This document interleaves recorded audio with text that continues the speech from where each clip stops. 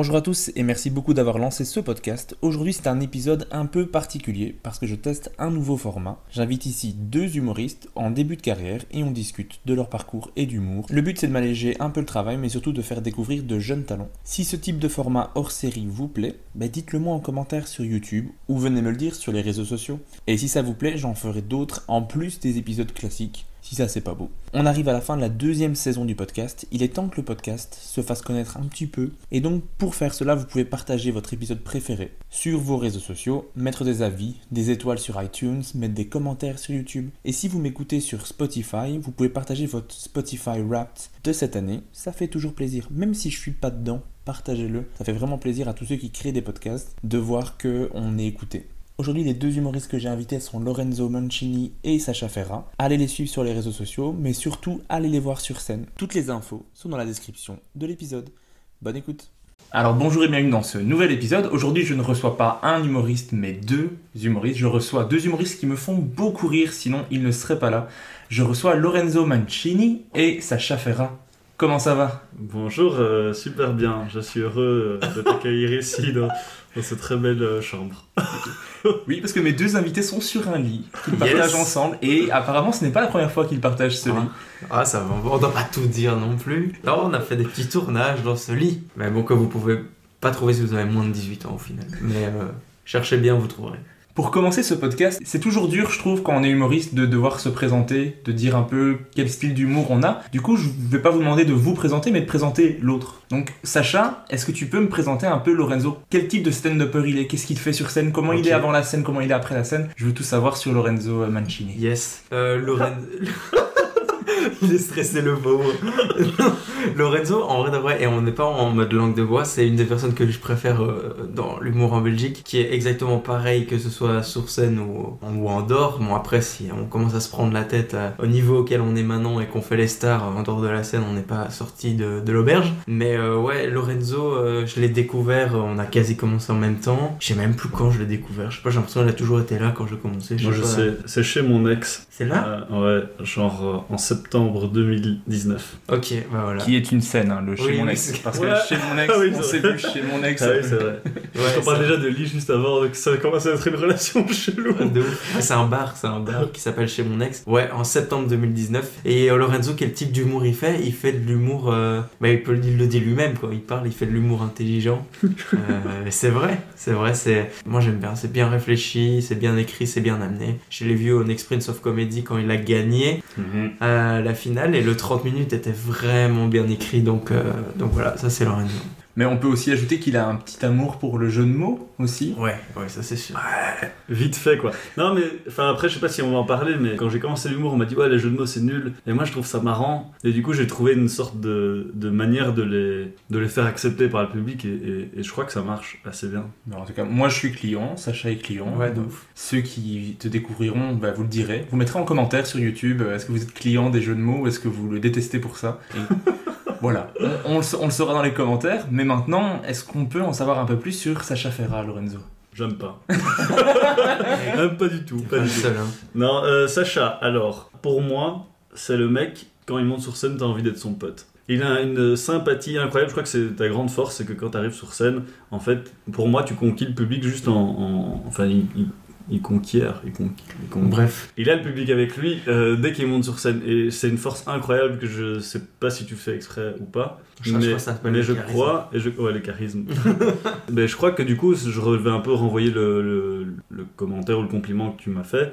C'est que t'es dans la vraie vie comme ça aussi, tu parles à tout le monde, t'es hyper sympa, tout le monde t'aime bien. Et donc c'est ce que tu dégages sur scène. Et lui, il fait plus de l'humour où il parle de sa vie quotidienne, j'ai l'impression de ce qui lui est arrivé, des aventures un peu saugrenues d'un mec de 21 ans. Tout à fait. Moi j'aime beaucoup le storytelling, c'est vrai. C'est ce qui m'inspire le plus. Et ce qui est marrant, c'est que du coup, en fait, on est quasiment opposés dans ça. C'est-à-dire que moi je fais jamais aucun storytelling. Moi je parle quasiment jamais de mon quotidien et lui il parle. Donc c'est ça je crois qui est cool du coup du point de vue de ce podcast, c'est qu'on est complètement différents dans ce qu'on raconte et dans ce qu'on fait sur scène, et pourtant on aime bien, je crois, chacun ce que l'autre fait. Et est-ce que vous êtes tous les deux des stressés avant de monter sur scène? Parce que je sais que Sacha, à chaque vidéo d'avant scène, dit qu'il va se chier dessus. Ouais. Mais est-ce que c'est pour la forme ou vraiment il y a des risques? Moi, ça dépend les scènes. Bon, je t'avoue qu'il y a des scènes où maintenant je suis immunisé, entre guillemets, et ça va. Je me dis au pire, c'est un bide. Puis qu'il y a des scènes où, je sais pas, je le sens pas. Et je suis stressé, et puis après... Parce que quand je faisais la première partie de Dena, par exemple, je le raconte au tout début même de mon spectacle. Enfin, je faisais la première partie de Dena et il y avait Myriam Leroy qui devait venir. Et Myriam Leroy, c'est une personne que j'ai étudiée à l'école, quoi. Que j'étudie en ce moment même, parce que mon examen portait sur son travail, sur un documentaire qu'elle a fait. Et c'est qui? C'est une humoriste? Non, c'est journaliste qui fait des documentaires, etc., etc. Du coup, moi, je l'aimais beaucoup et tout. Et je savais qu'elle était là et ça m'a stressé. Et je te jure, j'ai failli me chier dessus. Mais au premier degré, genre, mon transit s'est accéléré à une vitesse. C'était horrible. Il y a Cédric qui éteint les lumières pour commencer. Cédric qui gère le Kings of Comedy Club. Et je dis, Cédric, attends. Est-ce que je peux vite aller aux toilettes, s'il te plaît? Je vais aux toilettes. Et les toilettes des hommes étaient condamnées. Je vais chez les femmes.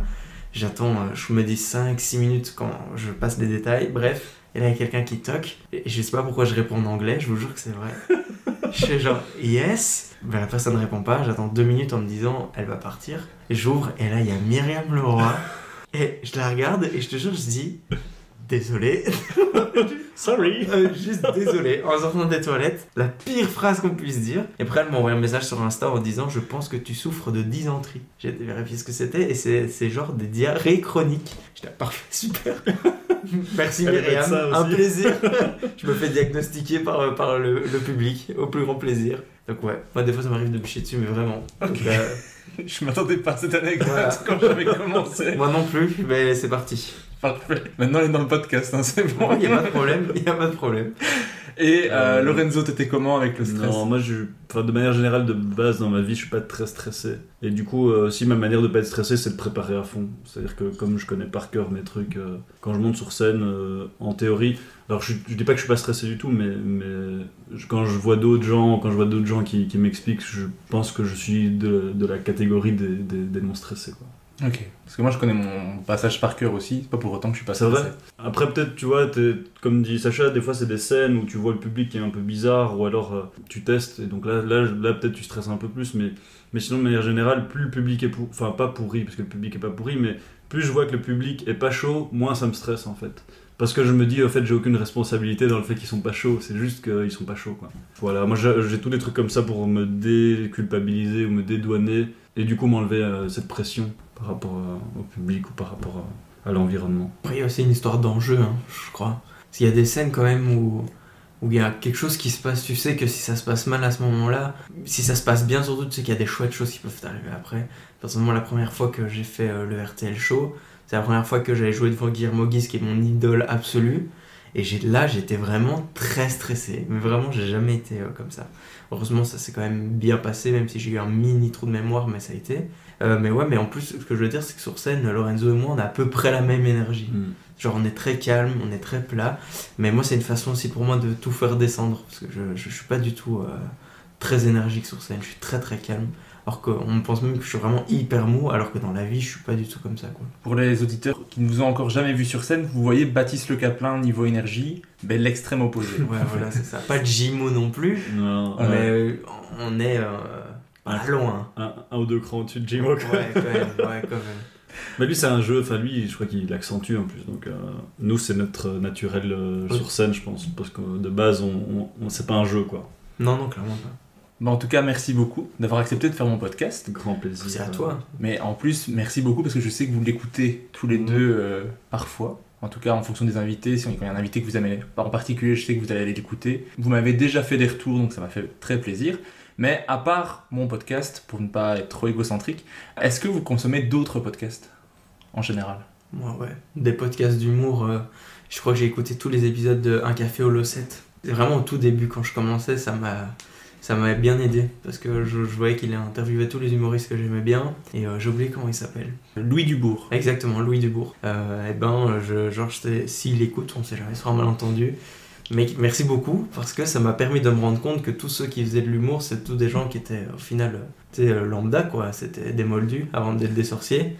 Et comme quoi c'était possible pour tout le monde. Enfin, c'est grâce à ce podcast que je me suis vraiment lancé dans l'humour à fond, à 100%, quoi. Ok. Et toi, Lorenzo ? Ouais, moi j'en écoute pas tellement. J'écoute le tien, j'écoute celui de Fanny Rouet et j'écoutais celui de Kian Kojandi. Un bon moment aussi. Moi, ce que j'aime bien dans les podcasts de stand-up, c'est que souvent ça parle un peu de philosophie, quoi, de vision du monde. Et donc il y a un côté de, ok, oui, c'est la passion de l'humour, de la scène qu'on a tous les trois, mais au-delà de ça, on voit des visions du monde différentes. Et c'est ça que j'aime beaucoup dans les podcasts de stand-up. Notamment les épisodes pour parler du tien avec Adib Al-Khalidé, où en fait, c'est ça qui est intéressant, et moi c'est ce qui m'intéresse dans le stand-up, c'est qu'au final on vient amener une vision du monde qui est propre à nous, mais qui veut dire plein de choses pour plein de gens. Et souvent je retrouve ça, alors pas avec tous les humoristes évidemment, mais souvent les retours que je t'ai fait, c'est les gens qui parlent d'une vraie vision du monde, quoi. Navo, Adib Al-Khalidé, et j'en ai sûrement oublié plein d'autres, mais c'est ça que je trouve très intéressant. L'épisode d'Adib, il était vraiment bien. Ouais, lui, je l'avais écouté, je crois que c'était pendant le confinement qu'il est sorti, c'était par appel là, et c'était une période aussi où j'étais à fond sur Adib Al-Khalidé. Je regardais tout, et il est tombé vraiment au bon moment, quoi. Mais puis c'est quelqu'un d'inspirant en plus à la base, l'épisode était vraiment bien cool. Ouais. Allez l'écouter. Voilà. Mais Adib, allez écouter tous les interviews qu'il fait. Ouais. Peu importe de quoi il parle, j'ai même écouté une interview de lui où il parle de hockey sur glace. Je ne regarde pas le hockey sur glace, mais je l'ai trouvé intéressant. Après l'interview, t'as été acheter tes patins, t'es dans une équipe, c'est abusé. En Belgique. Ouais, c'est ça. Il y a Frère National, le patinoire juste à côté. Ils ont une équipe. Ouais. Ah ouais? Incroyable. Pourquoi tu regardes sur ton téléphone Comment s'inscrire? Mais vraiment Adib, incroyable, je pensais tellement pas l'avoir dans le podcast. Et typiquement, pardon, excuse-moi, mais typiquement, du coup, moi je l'ai découvert Adib sur son 30 minutes sur Netflix. Ouais, mais en fait, ce qui est incroyable, c'est que son 30 minutes, il est, au-delà d'être drôle, il est hyper intéressant, quoi. Et c'est ça que j'aime bien dans les podcasts, et encore plus dans les stand-uppers qui arrivent à remettre ça sur scène, quoi.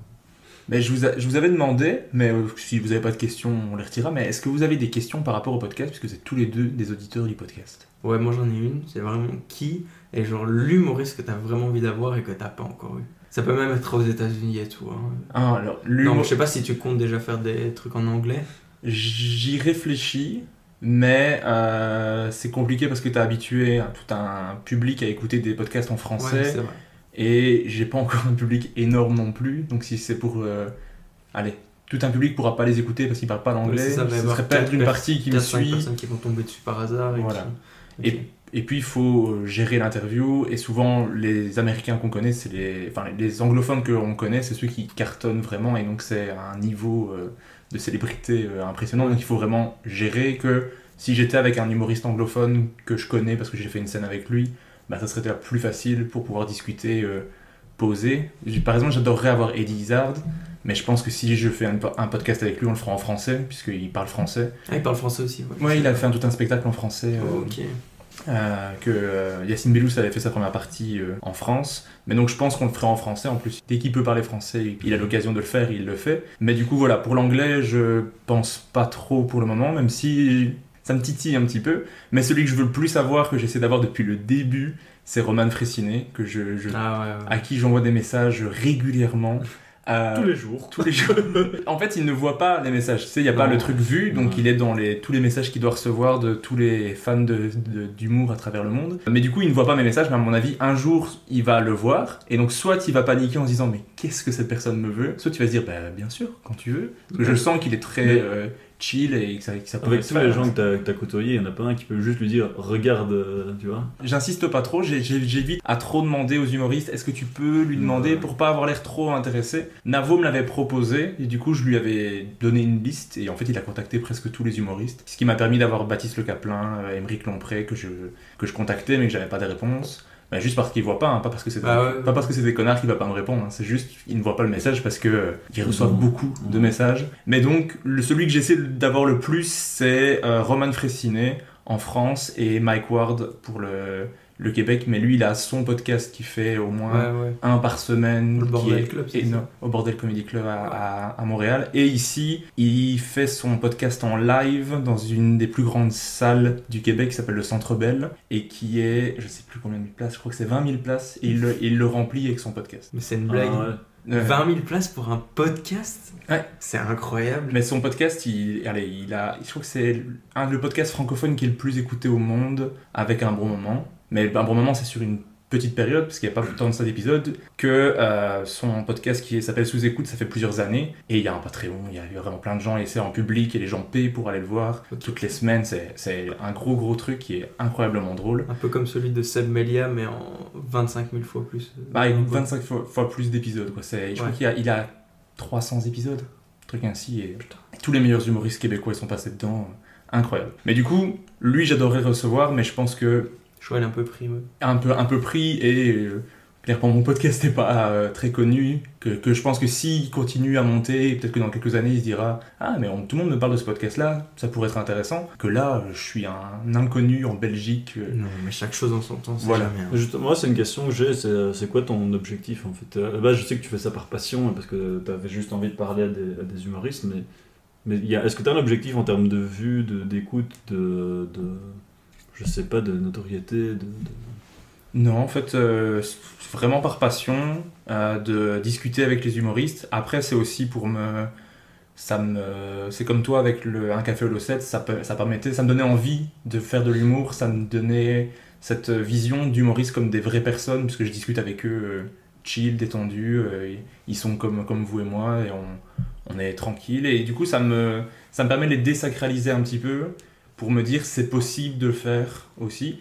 Après, maintenant que le podcast commence à fonctionner, par exemple j'ai réussi à monétiser sur YouTube, mais je me dis si ça continue, je pourrais essayer d'en faire plus, et d'essayer que ce soit une forme d'entrée d'argent qui me permettrait de faire moins de cours, plus de scènes. Enfin, ça serait vraiment l'objectif final, mais je sais pas si c'est possible, mais si c'est possible, je le ferai. Mais pour le moment, la raison principale, c'est juste que je discute avec des humoristes que j'adore, et il me faut une semaine pour me remettre j'ai discuté avec eux. Ouais, c'est ça.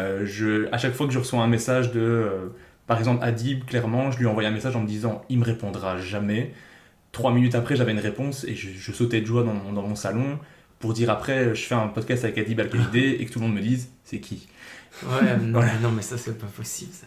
Moi, j'ai la même réaction que toi, quoi. C'est genre, je l'avais identifié en story, j'avais été un jour à Paris, et il y avait la station Bonne Nouvelle, tu vois. Et je me suis dit, putain, mais je connais cette station que grâce au sketch d'Adib Al-Khalidé, quand il dit, j'étais à la station, tu sais, où il fait Bonne Nouvelle.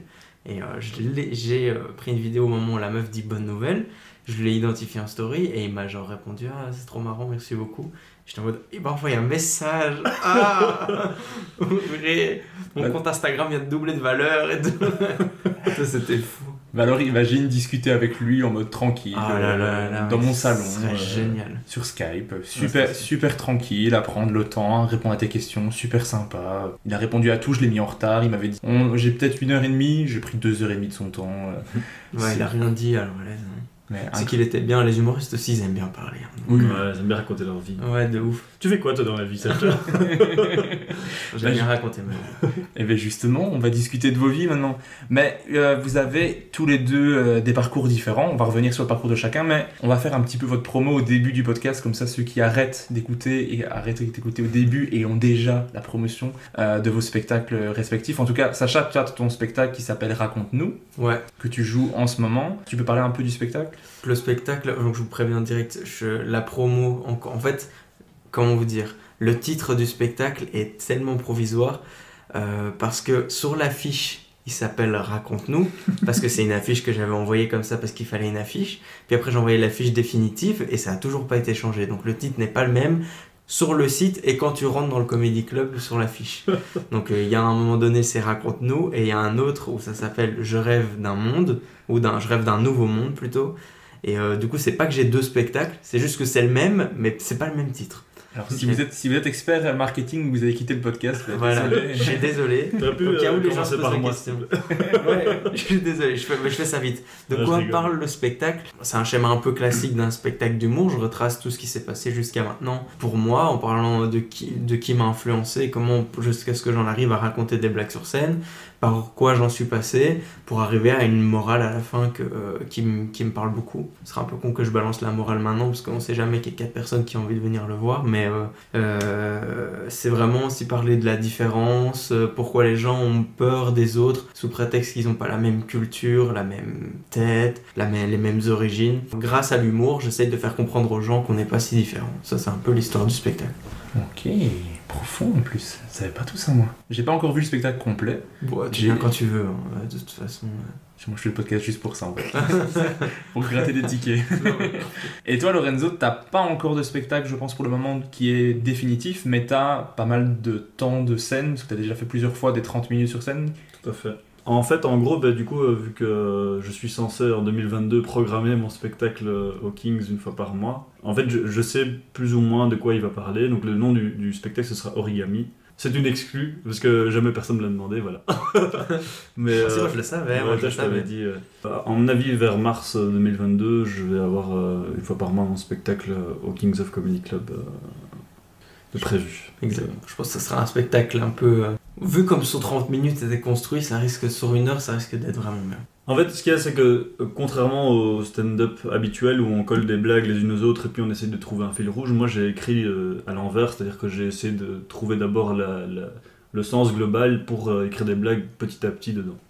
Okay. Et donc, d'où le nom que je vais pas expliquer parce que je vais mal l'expliquer et que pour l'instant c'est pas encore bien défini, mais le nom, en fait, on comprend pourquoi ça s'appelle Origami à la toute fin du spectacle, et donc c'est vraiment l'intérêt de venir le voir pour découvrir pourquoi il s'appelle comme ça. Tu l'as dit, t'es programmé au Kings of Comedy Club parce que tu as gagné le Next Prince of Comedy. Après Guillermo Guise, Laura Lowe, Nino JP, Fanny Ruet, Gaëtan Delferrière, Émilie Krohn, j'en oublie plein, Mehdi BTB. Mais grâce au fait que tu aies gagné, tu vas pouvoir jouer ton spectacle. Comment ça s'est passé un peu le Next Prince? Est-ce que tu peux résumer un petit peu cette aventure? Enfin, moi j'avais déjà participé 2 fois, donc avant. En fait, ma toute première scène, c'était le Next Prince. Donc moi, quand je connaissais rien à l'humour, j'ai vu un concours d'humour, je me suis inscrit et en fait, il semblait que c'était un concours un peu connu en Belgique. Et en fait, c'était la première fois où j'avais déjà un peu plus de bouteilles et un peu plus de scènes derrière, où j'étais vraiment tranquille en fait.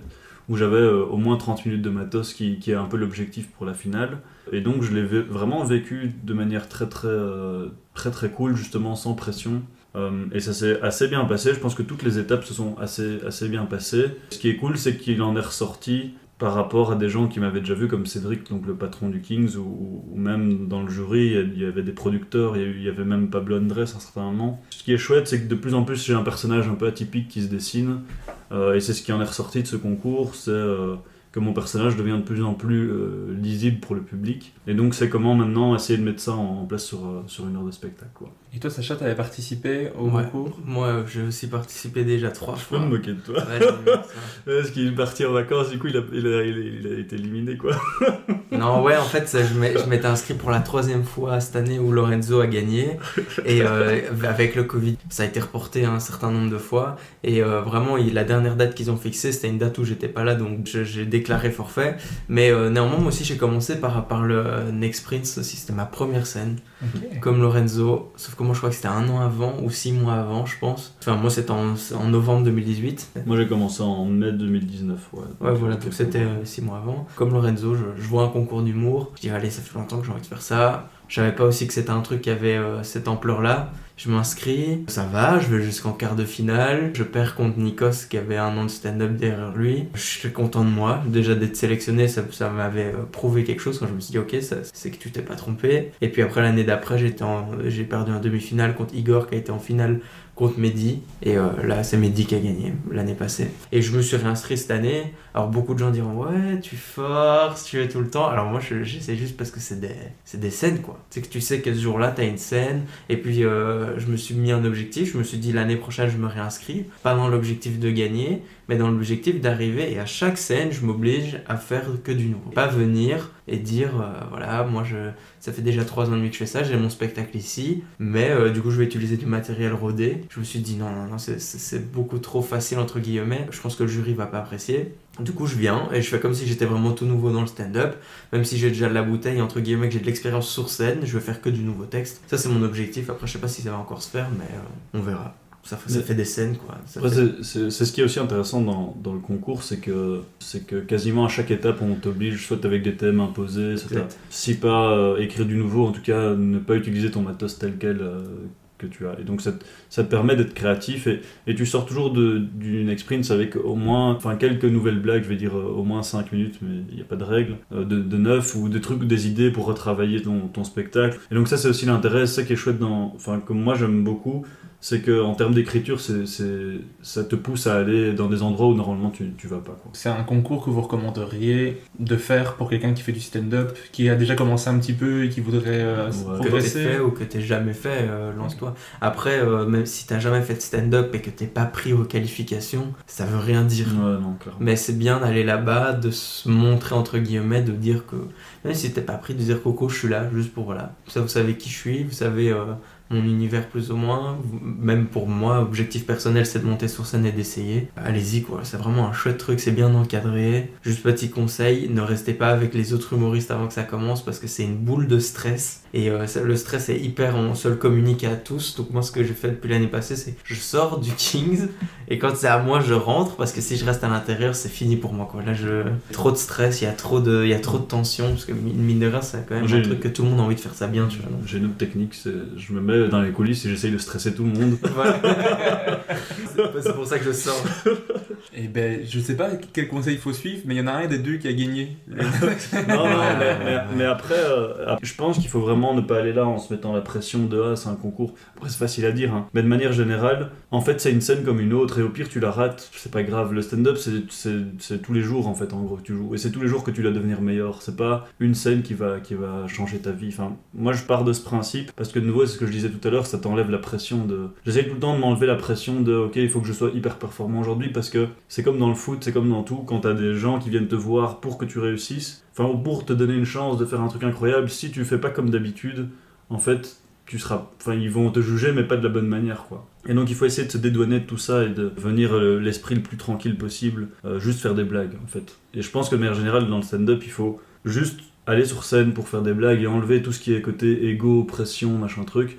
Parce que le but, c'est juste de faire rire les gens, quoi. Enfin, après, ça, c'est ma vision du stand-up. Et je crois que Sacha, t'es aussi comme ça. C'est que il faut enlever le « ok, il rigole pas, c'est qu'il m'aime pas ». Enfin, on s'en fout, en fait. Juste fais tes blagues et amuse-toi. Et moi, je pense que ça, c'est le meilleur conseil pour le Next Prince, mais aussi pour toutes les scènes en général. C'est un peu le conseil qui revient des humoristes, c'est tester, et il faut se prendre des bides, mais on ne peut pas passer à côté, malheureusement. Donc ça, c'est un peu votre actualité tous les deux, donc le spectacle en préparation pour Lorenzo, le spectacle en cours pour Sacha. Ce que je vais faire, c'est ce que je fais dans tous les épisodes, c'est remonter le temps avec vous deux. Et j'aimerais bien savoir, tous les deux, quand vous étiez petits, est-ce que vous étiez déjà des gens drôles ou pas spécialement? Peut-être commençons par Lorenzo. Yes. Quand j'étais tout petit, j'étais plutôt quelqu'un de... Alors j'ai toujours été quelqu'un de drôle, mais j'étais quelqu'un d'hyper timide. Plus j'ai pris confiance avec les années, plus j'étais... Je vais pas dire plus j'étais drôle, mais plus j'étais à l'aise de faire des blagues tout le temps. Je sais qu'en humanité, par exemple, à la fin de mes humanités, j'ai en tête des moments où je faisais des dialogues avec les profs parce que je répondais tout le temps à ce qu'ils racontaient. Et en fait, comme j'étais assez bon élève, j'avais pas de problème de points ou de comportement, mais en fait, ils aimaient bien ça. Et donc, j'ai en tête des moments où j'avais vraiment des dialogues pendant 1 heure avec les profs, et on rebondissait sur ce qu'ils disaient en cours. Et donc, moi, j'ai toujours aimé faire rire. Maintenant, j'ai jamais été le clown ou le... Je suis plus en mode sniper, on va dire, de manière générale. C'est-à-dire que je vais sortir la petite remarque auquel personne s'y attend. Mais je suis pas celui qui va crier ou me faire remarquer, parce que ça, je garde mon côté timide ou réservé de quand j'étais tout petit. Et toi, Sacha, t'étais du même genre ou... Moi, j'étais à peu près dans le même schéma, ouais. J'avais aussi cette tendance parfois à faire un peu plus le clown, tu vois, avoir envie de me faire remarquer, mais c'était jamais dans l'extrême, à genre me lever sur les tables ou des trucs comme ça. C'était aussi dans les remarques, dans les trucs. Moi, j'allais à l'école pour rigoler, quoi. J'allais à l'école pour faire rire les gens. Et vraiment, c'était ma motivation. Avec mes points, je faisais rire tout le monde. Ouais, voilà, surtout mes parents. Non, mais j'avais aussi, l'école, ça allait, je faisais ce qu'il fallait faire pour passer. J'ai jamais été quelqu'un qui était à fond dans les études, mais je faisais ce qu'il fallait. Et voilà, je suis toujours occupé à faire des études, donc je suis toujours dans le même schéma.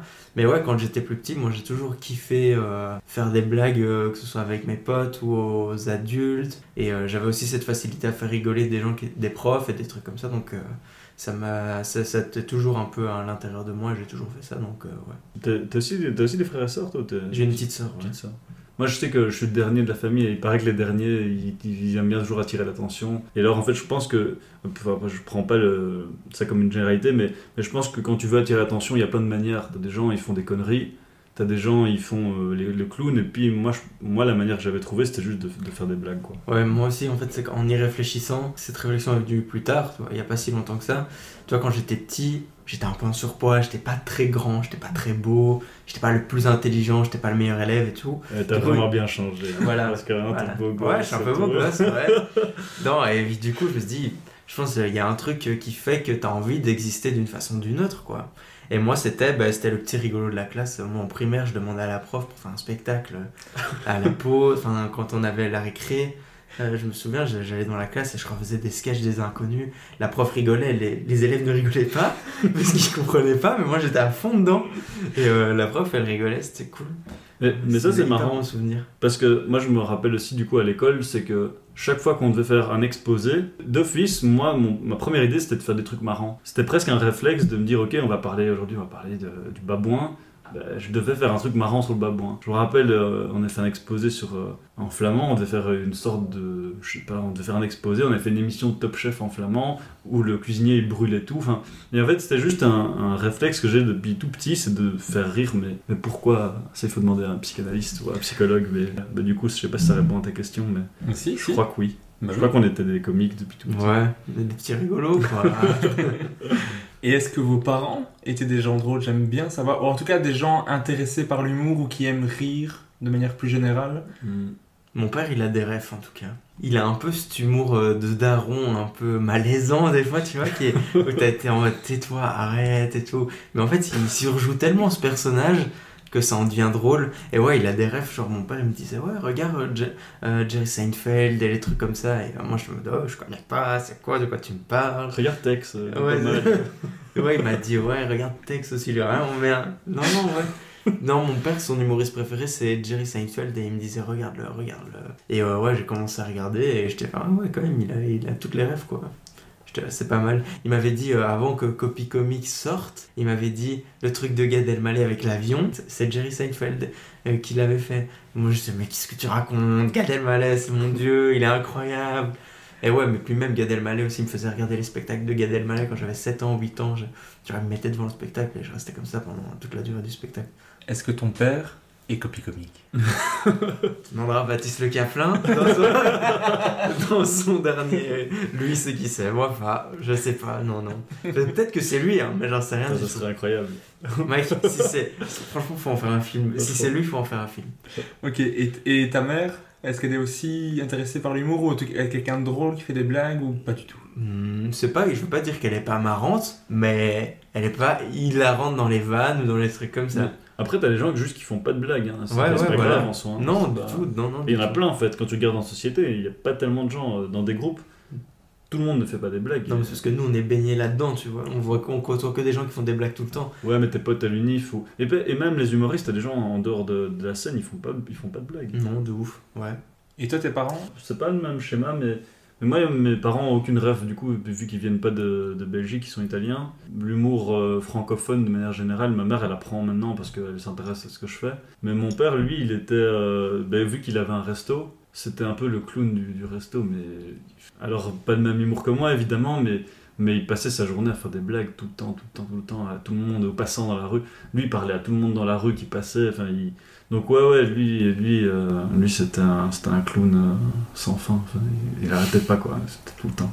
Et quels sont les premiers trucs qui vous ont influencé en humour, les premiers spectacles? Toi, Sacha, t'as parlé de Gad Elmaleh étant petit. Moi, c'est les premiers spectacles que j'ai vus. C'est quand j'avais 7 ans, 8 ans, je me mettais dans le lit de mon père, il me mettait la télé, et il me mettait le spectacle de Gad Elmaleh. J'avais peur quand même. Non, je me mettais dans le lit. Je dis de mon père parce que sinon j'aurais dit le lit de mes parents. Non, parce qu'ils étaient séparés, tu vois, quand que lui il habitait dans un appart et il savait pas trop quoi faire pour m'occuper ou des trucs comme ça, du coup il me mettait ça et moi j'aimais trop. Après je regardais 3 fois, 4 fois et je le refaisais, je refaisais tout le spectacle.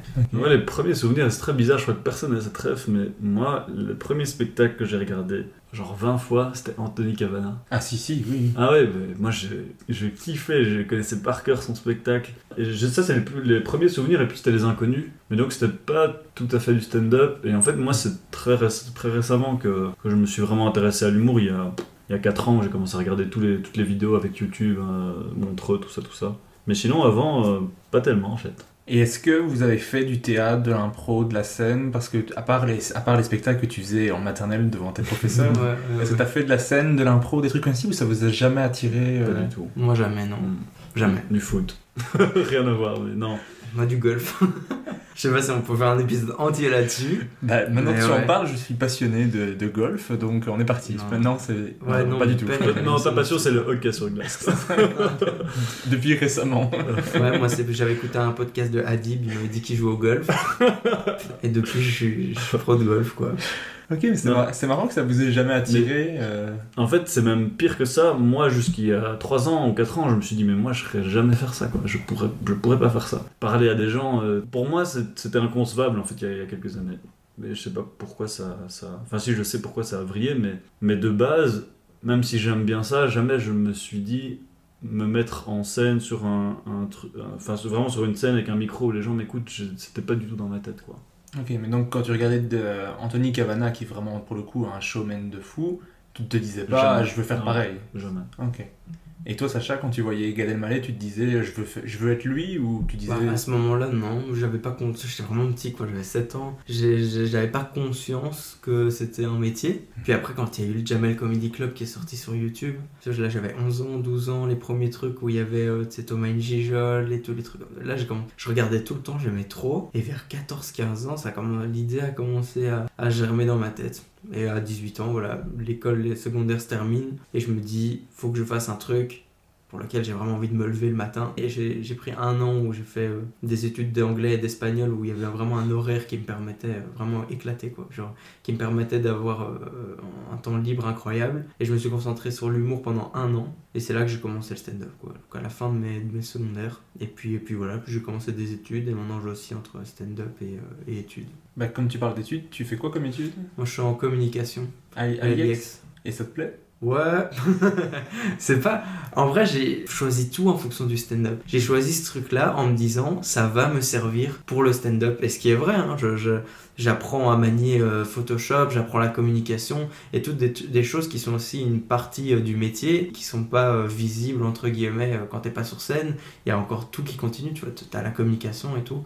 Et moi, je me suis dit, autant apprendre tous ces rouages-là avant de vraiment essayer de commencer ça très très sérieusement. Pour l'instant, je me suis mis là-dedans, je m'en sors. C'est pas vraiment ce que j'ai envie de faire dans ma vie plus tard, mais je me dis, moi j'ai un parachute, quoi. Okay. Après, l'avantage de ces études, c'est que tu peux faire 10 millions de trucs. Après. Ouais, voilà, il y a 1000 trucs possibles. C'est tellement large, communication. Tu peux faire journaliste, tu peux faire relations publiques, tu peux créer des événements, tu peux faire de la pub, tu peux faire 1000 choses. Mais t'avais ça en tête, en mode, ça va m'aider pour le stand-up. Ton objectif, c'est d'être stand-upper. Ouais, moi, mon objectif, c'est de vivre des blagues. Je reste, entre guillemets, je fais pas partie des gens qui te disent, il y a qu'un plan, tu vois. Je dis, je vais tout donner pour, et je sais que je vais y mettre tout mon cœur là-dedans.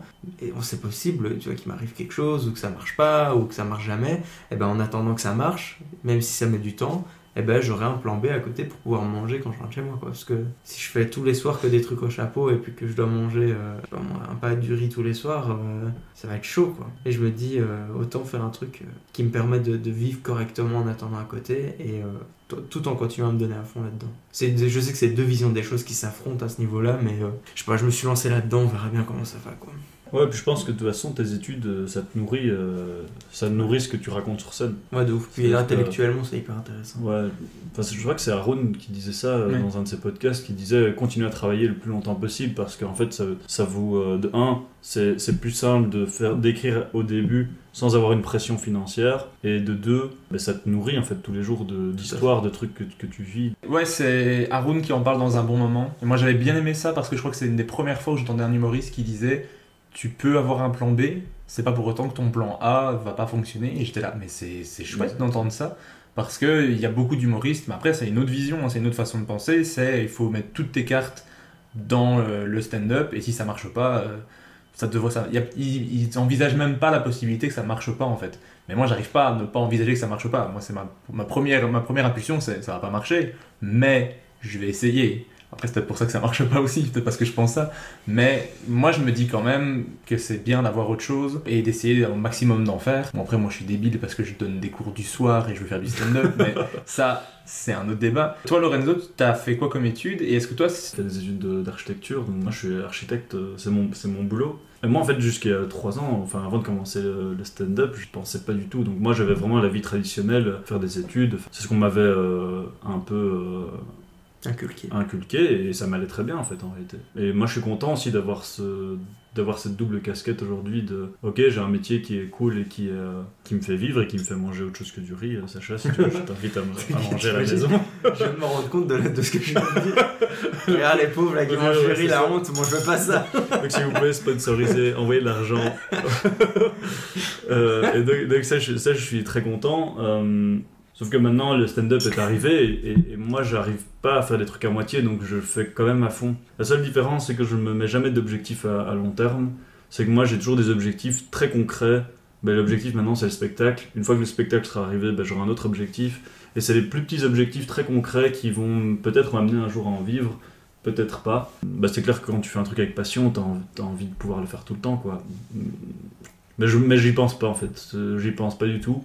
Je pense maintenant objectif spectacle. Et puis quand le spectacle sera bien, peut-être objectif vendre mon spectacle à plein d'endroits, enfin tu vois. Et ce sera plutôt des petits objectifs qu'un objectif d'en vivre aujourd'hui quoi.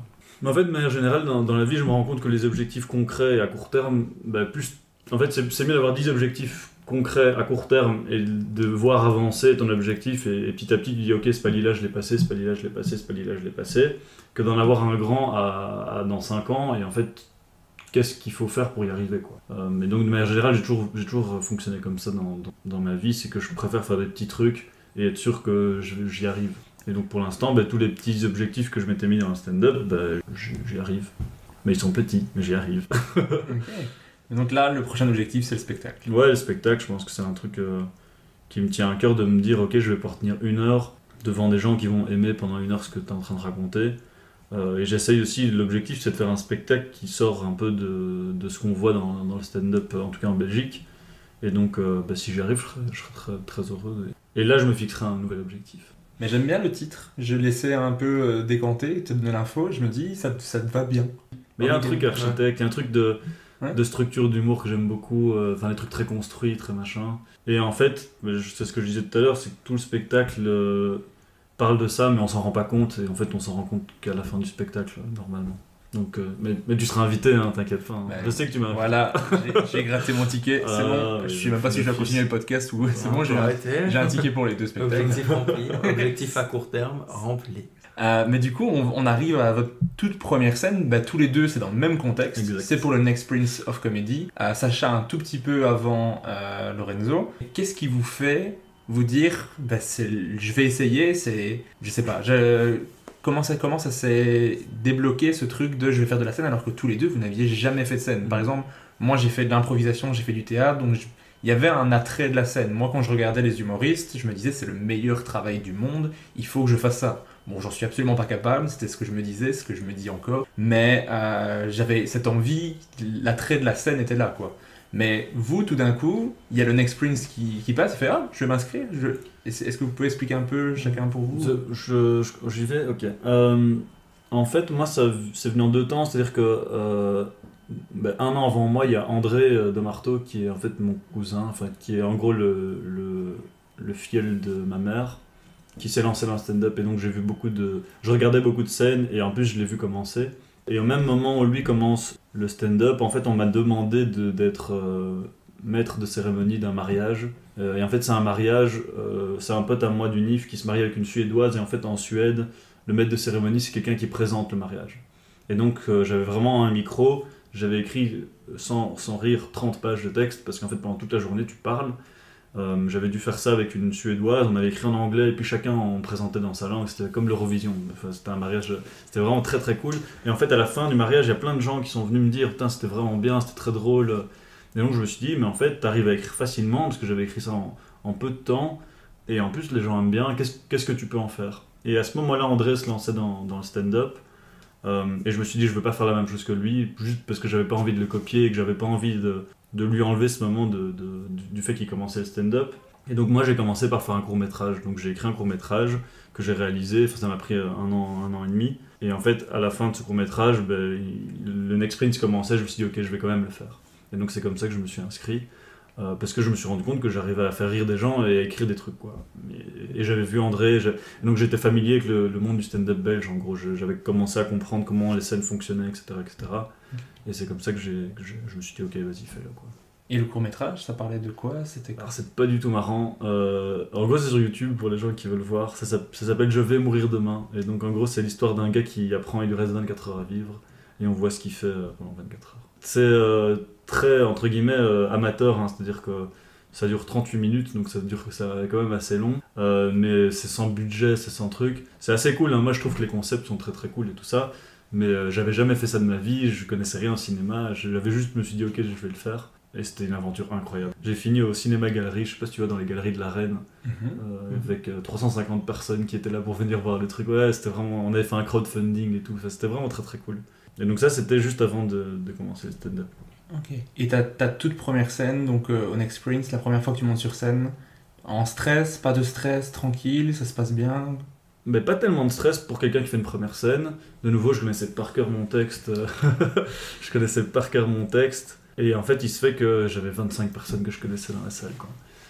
J'avais parlé de ça un peu aux gens, et en plus, c'est vraiment passé hyper bien. En gros, on était dans le Next Sprint, ça se passe comment? Il y a toujours X personnes qui participent, et on sélectionne les 16 premières, et on fait un classement. Et là, on n'était que 16, je crois, cette année-là. Donc j'étais d'office sélectionné, mais je finis 3ème de ce truc, alors que j'avais jamais fait de scène. Et Cédric, donc le patron du Kings, en plus, il est venu me voir en mode, franchement, et ces mots, il m'a dit, tu nous as mis une claque, puisque on voit que tu as tout compris en termes d'écriture à l'humour. Après, il dit en termes de scène et tout ça, de personnes sur scène et tout, il y a encore plein de trucs à gérer, mais il y avait des blagues et les gens rigolaient, quoi. Et donc il m'a dit, il faut vraiment que tu continues. Et c'est comme ça que ça m'a donné envie de continuer, quoi. Et toi, Sacha, comment tu débarques au Next Prince? Moi, il n'y a pas vraiment eu d'événements qui ont fait que que j'avais commencé ce truc-là, mais j'avais cette idée à l'intérieur de moi depuis, j'avais dit juste avant, depuis longtemps. Et je me dis, bon, il y a un moment donné, en fait, j'ai ce truc dans ma tête où j'avais vraiment peur de faire un truc que j'aime pas. Et je savais pas ce que je voulais faire, mais j'avais ce truc-là à l'intérieur de moi, et je me dis, vas-y, il y a moyen, même si c'est pas un truc classique, on sait jamais, tu vois. Et je suis très fan de cette philosophie de, au plus on te dit que tu vas pas y arriver, au plus tu vas tout faire pour y arriver. Moi, genre à la Naruto ou un truc comme ça, tu vois. Moi, j'étais à fond là-dedans, et je me souviens que j'en avais parlé à quelques personnes qui me disaient, pourquoi, tu vois, genre les gens les gens pensaient qu'en fait, pour commencer le stand-up ou être connu, il fallait déjà connaître des gens qui t'en mettent dedans, qui faisaient déjà partie du show business et tout. Et moi, je sais pas, au début, c'était une envie de prouver que c'était pas vrai. Et d'abord, j'avais fait des ateliers d'écriture avec Fabienne du YouRire. J'avais trouvé ce truc-là sur Internet. J'avais fait 2 ateliers d'écriture où d'ailleurs j'ai rencontré Mehdi BTB aussi, on s'était rencontrés là. Et Yacine Sipkin. Et Benin aussi était là. Et Amine Serok était là. Enfin bref, vraiment de tout début. Et Tex. Et Tex. Et du coup, moi je commence. Et à la fin de cet atelier d'écriture, c'est la première. Putain, l'enfoiré. Il nous fait rire ce con. Ouais. Et à la fin de cet atelier d'écriture, on écrit, tu vois, et il y a Fabienne qui nous dit, maintenant, parce qu'on va écrire, vous allez le jouer, tu vois. Mais elle avait déjà l'habitude de voir des gens sur scène. Et là, c'est la première fois de ma vie que je dois faire des blagues devant des gens. Et je me souviens, je dis, j'ose pas. Je dis, je veux pas le faire, je le fais pas et tout. Je le fais pas la première fois. Deuxième atelier d'écriture, je le fais. Il n'y a pas vraiment de rire, parce que tu vois, c'est un truc où ils veulent critiquer, des trucs comme ça. Et moi, tout ce que je voulais, c'est qu'il y ait des rires, tu vois. Alors, je partais pas en confiance, mais j'étais déjà inscrit au Next Prince. Je fais le Next Prince. Je suis vraiment stressé comme je l'ai jamais été. Et ma copine était dans la salle, elle a filmé, j'ai revu la scène il n'y a pas très longtemps. Pouah. Horrible. Je fais un truc bateau, tu vois, sur les vieilles personnes dans les transports en commun. J'ai honte. Mais c'est un truc qui me parlait à l'époque, tu vois, j'avais 18 ans, bon j'en ai 21, je sais pas comme si j'avais 40 ans, mais j'avais 18 ans, j'essayais de faire un truc qui me parlait sur le moment même et tout. Et j'ai eu 3 rires, comme ça, 3 rires timides. Je sors de scène et je me souviens que je dis, même si c'était pas incroyable, je dis putain, c'est vraiment ce que j'ai envie de faire, quoi. Je dis directement, c'était trop bien, je veux faire ça dans ma vie plus tard. La soirée se passe, il disait, toi, il y a les 16 sélectionnés, on était, je crois, 30. Je suis 10ème, et là, je me fais, what? Je suis 10ème? J'étais tout heureux, une aventure qui commence ce jour-là. Deuxième passage, j'avais écrit un truc sur Delane, qui est devenu un peu mon truc phare, au tout début, qui m'a un peu permis de faire plein de scènes. Et voilà, au deuxième passage, c'est vraiment là où j'ai vraiment eu des rires sur le truc sur Delane. Là, je me suis dit, ah ouais, ok, c'est ça vraiment faire une scène, donc il y a moyen. Et depuis, voilà, on est là. Et maintenant, je suis invité à des podcasts, quoi. Et je suis heureux, je suis content. Mais donc à partir de là, la première fois que vous faites le Next Prince, vous le gagnez pas, mais ça vous donne envie d'essayer de voir comment faire plus de scènes, vous inscrivez What the Fun, comment ça se passe Moi perso du coup très facilement, parce que André me dit tu t'inscris là, tu demandes à lui, et donc en fait ça a été assez vite... Enfin, en tout cas, pour rentrer dans les plateformes comme le YouRear ou What the Fun, ou même pour rejouer au Kings. Et en fait, une fois que tu rentres, si tu fais rire les gens, on te fera revenir, quoi. Pour moi, c'est comme ça que je pense que du coup, j'ai eu assez vite les premiers mois, t'as une scène par mois, et puis en fait, ça devient une par semaine, et puis aujourd'hui, on joue au moins 2-3 fois par semaine. Vous arrivez à jouer 2-3 fois par semaine? Ouais, j'ai de la chance. Cette semaine, j'ai 5 scènes, je suis content. Depuis que le Covid s'est terminé, ça fait que maintenant qu'il y a une vraie effervescence à ce niveau-là, où j'ai minimum 3 scènes par semaine. Mais avant le Covid, c'était autre chose, quoi. Si j'avais 3 ou 4 par mois, c'était déjà bien, hein. Je sais pas pourquoi maintenant ça fait qu'il y en a plus et qu'on m'en propose plus, je sais pas, mais j'en profite. Ouais, je pense qu'il y a de plus en plus de scènes à Bruxelles, de plus en plus de gens qui veulent créer leurs scènes. Et comme il y a moins de place pour jouer dans les plateformes, parce qu'il y a de plus en plus d'humoristes, du coup, il y a des humoristes qui créent leurs propres scènes pour pouvoir jouer. Et donc, en fait, c'est comme ça que le stand-up va exploser ou va devenir un peu plus pro que ce qu'il est. Et tant mieux pour tout le monde. Tant mieux aussi de voir des nouveaux pour qu'on se dise putain, il faut qu'on se bouge le cul parce qu'ils sont bons, quoi. Ouais, il y en a quelques-uns. Donc il faut qu'on les élimine. Ouais. Vous avez eu l'occasion d'avoir des extraits vidéo de vos sketchs à Tarmac, mais vous avez aussi enregistré pour l'émission d'RTL qui s'appelle RTL Show. RTL Show, c'est Stand-up Show, c'est le Stand-up Show. C'est même pas une vague. Non, mais bon, il est passé 2 fois, mais il connaît pas le titre. Dans les mails, c'était RTL Show, je suis désolé. Alors, en vrai, j'en sais rien, je crois que c'est Stand-up Show.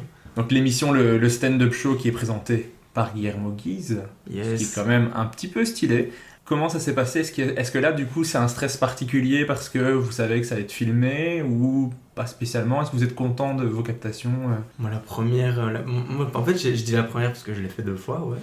Mais tu parles pas de Tarmac, là, tu parles du stand-up show. Ouais, je parle du stand-up show. Premier enregistrement, hyper stressé. Je crois que je l'ai dit au début du podcast, mais je sais plus. Ouais, parce qu'il y avait Guillermo Guise, quoi. Et moi, c'est mon dieu. Vraiment, je sais pas expliquer autrement. Je l'idolâtre à un point inimaginable. Et jouer devant lui, ça m'a stressé de ouf. L'environnement, en plus, tu vois, le Kings, tu t'es habitué, t'as tes repères, et puis là, tout a changé parce que t'as des caméras, t'es pas habitué. C'est à cet endroit-là, on te dit, mets pas le micro là, tu te mets là comme ça. Ouais, là, j'étais stressé, on le sent sur la captation, en tout cas, je le vois, que je suis très stressé. Mais ça va, ça a été. Et la deuxième, beaucoup mieux, beaucoup plus zen, beaucoup plus détendu. Tarmac aussi, j'étais très stressé, mais ça a été aussi. Moi, Tarmac, ça s'est très bien passé. Donc Tarmac, pour ceux qui savent pas, c'est une captation vidéo pour... Tarmac, c'est une chaîne internet de RTBF, en gros. Ça s'est super bien passé. Le patron de Tarmac, qui s'appelle... je Patron de Tarmac, je crois. Ouais, je pense que c'est ça. Tex. Non, je sais pas. J'arrête. Le gars, il va revenir toutes les deux. J'arrête. Mais non, il est venu me féliciter et tout, donc ça s'est vraiment très très bien passé. Stand-up show. En fait, la première fois, j'étais stressé. C'était après le Covid. J'avais fait genre 2 scènes après le Covid, et c'est la 3e. Et de nouveau, tu joues qu'avec des gens qui sont bons. Ouais. T'as Guillermo Guise qui présente, c'est filmé. T'as le public qui a un masque, les gens qui sont là n'ont pas payé, donc c'est... Et en fait, ça s'est plutôt bien passé, mais ils ont supprimé l'épisode.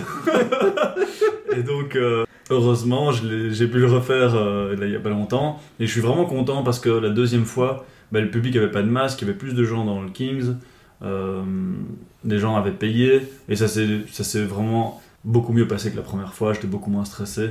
Et donc au final, tant mieux pour moi quoi. Mais très content. Mais par contre, j'ai pas encore vu l'épisode parce qu'il est pas encore sorti. Ça s'est beaucoup mieux passé grâce à l'humoriste qui s'appelle Soum, qui est aussi dans la vie chauffeur de salle. Et à la première édition, c'était un des mecs qui présentait l'émission, qui avait pas vraiment chauffé la salle, mais c'était un peu... c'est pas son métier, tu vois, donc c'était compliqué, il savait pas comment faire. Et là, ils ont demandé à Soum de chauffer la salle au 2e épisode, et c'était beaucoup mieux, quoi. En plus, il faisait des vannes, ça détendait les gens, il était hyper à l'aise, il faisait c'était vraiment beaucoup mieux, l'ambiance était mieux, mieux au 2e enregistrement. Toutes les conditions étaient réunies dans le 2e, pour que ce soit un vrai comédie club, quoi, en fait. Un filmé, mais un vrai comédie club. Ouais. Je mettrai bien sûr le lien vers les vidéos qui sont disponibles pour que vous puissiez aller découvrir ça. Quelle est maintenant la place qu'a vraiment le stand-up dans vos vies tous les jours? Est-ce que c'est quelque chose qui vous prend du temps, quelque chose que vous avez toujours en tête, quelque chose que vous pensez quand tu es en train de faire de l'architecture? Voilà, ouais. Je connais rien en architecture. Je fais des bâtiments marrants maintenant. Moi perso, ça a pris quand même beaucoup de place parce que quand tu fais un truc 2-3 fois par semaine minimum, t'as pas le choix. Et moi je fais toujours les trucs avec passion, c'est-à-dire que quand je fais un truc que j'aime bien, je pense qu'à ça quoi. Et donc même en janvier, moi je bossais pour un bureau, j'ai quitté ce bureau pour travailler seul, donc j'ai tous mes projets d'archi seul, mais ça me permet d'avoir un horaire beaucoup plus flexible, et j'ai aménagé ma vie entre guillemets pour pouvoir avoir plus de temps pour écrire et faire des blagues, donc ça a pris une certaine place quoi. Ouais, moi c'est devenu ma vie quoi. Mais vraiment au sens propre du terme, c'est que tout le reste entre guillemets est presque devenu secondaire, à part les choses hyper très importantes. Je vais pas te dire genre le décès de ma mère par exemple, bon, elle est pas morte hein. De toute façon j'imagine si ma mère décède, je vais pas faire désolé, j'ai une scène. Non mais ça se passe pas comme ça. Putain, pourquoi ce soir captation quoi. C'est ça vraiment. Là il y a du monde, il y a une estrade, il y a un micro. Ouais. Faisons une pierre de coups. Tout est prétexte. Moi je sais, c'est horrible ce que je vais dire, mais je sais qu'à l'enterrement de mon grand-père, je vais faire un truc marrant. Je sais, j'attends qu'il meure pour faire un truc marrant. J'ai déjà écrit le texte. Non mais c'est prêt. Non mais vraiment tout est calibré pour que je sois tout à fond stand-up. Non mais je dis ça, je me permets, hein, parce que mon grand-père c'est aussi quelqu'un qui m'a transmis à fond l'humour, les blagues, et lui il veut un enterrement drôle, tu vois, donc il m'a déjà dit, il veut pas de chansons tristes et tout. Moi je sais déjà ce que je vais dire, tu vois, donc vraiment c'est horrible. Tu sais qu'il est bien en vie, ça se trouve il est encore là pendant 10 ans, moi j'attends que ça quoi. Tu dis putain mes blagues il y a 10 ans elles sont vraiment nulles. Ah ouais c'est ça quoi. Ah ça me fait penser à une anecdote que je vais piquer à Mike Ward, mais Mike Ward c'est un humoriste qui a un humour ultra trash, ultra... vraiment humour noir, mais très très loin. Il y a un procès à cause de ça même. Okay. Mais il y a une femme qui a découvert son humour quand elle était malade, elle avait le cancer et tout. Elle a découvert à l'hôpital, elle a tombé folle amoureuse de son humour et tout. Elle ne le connaissait pas du tout avant. Et en fait, sa dernière volonté, c'était qu'à son enterrement, Mike Ward vienne et la roast. Et en plus, c'était en comité limité, puisque c'était période Covid, donc il devait être 15 personnes. Donc il dit « Je suis venu la roaster. Il y a sûrement une tante qui n'a pas pu venir. » Parce que j'étais là pour faire des vannes, mais vraiment trash, sur elle. Et donc il est venu à son enterrement faire des vannes sur elle, parce qu'elle était super fan. Et j'adore cette anecdote, j'adore ça. Tellement d'accord avec ça, que les enterrements, en fait, c'est une mise en scène dramatique pour que tout est fait pour que tout le monde soit triste. Alors que, je pense qu'il y a des cultures, même genre en Afrique, où ils font des danses, où ils font des trucs, où ils sont habillés de toutes les couleurs et tout ça. Moi je suis pour cette version de la fin de ma vie, quoi. Une version où les gens s'amusent en réalité. Enfin, le fait de pleurer ou de faire un truc avec des musiques tristes. Tu sais, en Italie, ils aiment bien mettre les chansons de bateau italiennes où tout le monde pleure et t'es là, mais pourquoi vous faites ça, quoi? Moi, je suis vraiment pour ce côté rose, ça peut être très très marrant. Ok, donc on peut te roaster si t'arrives quelque chose. Si je meurs incessamment sous peu, ouais. Ça marche, moi j'ai 2 minutes si tu veux. C'est pas mal. Donc ici, ça fait combien de temps du coup que vous faites du stand-up? C'est 2018 et 2000. Ça fait 3 ans depuis une semaine. Moi 2 ans et demi du coup. Enfin après, il faut dire que là-dedans, il y a 1 an et demi de Covid où on n'a pas pu pratiquer. Donc en réalité, ça fait un peu plus d'1 an, moi, et toi un peu plus d'1 an et demi, quoi. Ouais, sur scène, en termes de kilométrage de scène, ouais. Après, je pense que, je sais pas si t'as remarqué, mais moi je trouve que le Covid a fait du bien à plein de gens. De ouf. Les gens qui sont revenus après le Covid, la plupart ont pris un meilleur niveau. Comme si le fait de t'arrêter, de réfléchir à ce que t'as fait, d'assimiler tout ce que t'as appris sur scène. Puis surtout, t'es tellement content de revenir que tu viens avec une autre énergie, tu vois. Donc, je vu tellement de gens être meilleurs après le Covid, je trouve que c'était vraiment... Allez, c'était impressionnant, quoi. Et est-ce que votre manière de travailler, d'écrire, elle a évolué depuis le début ou c'est tout? Est-ce qu'il y a vraiment une méthode que vous avez mis en place ou c'est très aléatoire? Chacun est différent vraiment dans l'écriture, c'est vraiment un truc que j'ai remarqué avec les humoristes. Comment vous travaillez, comment vous procédez? Est-ce que vous prenez des notes tout le temps? Est-ce que vous écrivez de temps en temps? Jamais? Une fois tous les 2 mois? Est-ce que vous avez fait tout en impro? Je veux tout savoir. Moi, au début, comment j'ai commencé, c'est dès que, en fait, comme je suis un fanat du storytelling, j'adore raconter l'histoire, je prenais des notes de ce qui m'arrivait, genre d'une phrase ou d'un truc comme ça, et puis je racontais tout ce qui se passait en rajoutant des vannes. Ça, c'était mon truc où je faisais de l'humour d'observation, tu vois, genre j'étais dans le bus et je kiffe regarder les gens, juste regarder ce qui se passe, je le note, et puis j'essaie de trouver un angle qui a jamais été vraiment utilisé, et j'essaie de faire un texte là-dessus. Mais depuis 1 ou 2 mois, j'ai un peu changé ce truc-là parce que maintenant je commence évidemment, je fais toujours des notes et j'écris là-dessus, mais j'essaie de prendre sur des sujets dont j'ai vraiment envie de parler. Parce que avant je cherchais, tu vois, le rire pour le rire, parce que je voulais me rassurer, genre ah ok c'est drôle. Et maintenant je suis plus dans cette période où genre me rassurer que ce que je fais c'est marrant, mais parce que j'ai pris cette confiance entre guillemets sans vraiment faire le gars qui se la pète ou quoi, que je sais être drôle sur scène. Et donc maintenant j'ai envie de dire des choses qui me tiennent à cœur et faire passer un vrai message tout en restant drôle. Et j'ai découvert ça, que c'était vraiment possible que grâce à Dave Chappelle. J'ai vu tous ces trucs sur Netflix il y a genre 2-3 mois, je connaissais vraiment pas bien du tout. Et là je me suis pris une claque parce que je me suis dit comment c'est possible de parler de sujets tellement forts et tout en faisant des vannes dessus et en faisant des vrais messages derrière, tu vois. Alors évidemment on n'a pas les mêmes combats et les mêmes choses et on le fait pas à la même échelle, mais c'est un peu vers ça que j'ai envie de me diriger pour le moment. Donc j'écris plus de la même façon, j'ai pas envie de faire genre rire pour rire, j'essaye qu'à la fin du truc il y ait une vraie réflexion derrière. Moi, je pense que c'est un peu l'évolution de tous les stand-uppers, c'est au début d'écrire des blagues, de les coller et d'essayer de faire un truc marrant. Et puis en fait, à la fin, de se dire, mais en fait, j'ai envie de parler de quoi vraiment, quoi. Donc, mon premier sketch, c'était des blagues collées. Et en fait, aujourd'hui, j'écris un texte avec les idées de ce que je veux dire et je me demande comment trouver un angle pour les expliquer de manière drôle. J'ai très vite voulu faire ça. Parce que tous les humoristes que j'aimais bien, c'était des gens qui parlaient de trucs hyper... Pour revenir à ce que je disais tout à l'heure, quand je vois Adib Al-Khaïdé qui parle de la personne qu'on est et la personne qu'on veut être, bah c'est ça qui m'intéresse en fait. C'est de te dire qu'au pire, si les gens ont pas ri, ils se sont dit ah ouais c'est intéressant ce qu'il a dit. Et moi je pense que c'est aussi une manière de te dédouaner du rire, de dire ok en fait j'ai une histoire à raconter, j'ai un truc à dire, ça va être drôle tant mieux, si c'est pas trop drôle ben au moins les gens écoutent quoi. Et donc j'aime bien c'est ce côté de plutôt écrire quelque chose d'intéressant et de trouver un angle pour le vendre de manière drôle. En parlant d'écriture, il y a un truc que tu as mis en place sur ton Instagram, c'est que tu demandes 3 mots à des gens et que tu vas essayer de placer dans un stand-up. Tu as fait une première vidéo que tu as montrée, je sais pas si tu avais déjà montré la deuxième, je suis désolé si je l'ai manqué. Non, la deuxième je vais la tourner jeudi normalement. Ok. Ouais. Mais donc, ça t'est venu d'où cette idée de demander des mots? Parce que les 3 premiers mots, est-ce que tu peux les rappeler? Je sais pas si tu les as encore en tête. C'était reportage, bonobo et télé-réalité, je crois. Que tu as super bien placé dans un sketch qui était vraiment bien placé. Ça t'est venu d'où cette envie de faire ce Mais en fait, quand j'ai gagné le Next Prince, il y avait un producteur dans le jury. Et en fait, il m'a parlé de mes réseaux sociaux. Il m'a dit, on a parlé de ce qui s'était passé sur scène et tout ce qui était bien et tout ça. Mais il m'a surtout parlé des réseaux sociaux. Il m'a dit, écoute, aujourd'hui c'est un monde où il faut trouver une manière d'exister sur les réseaux.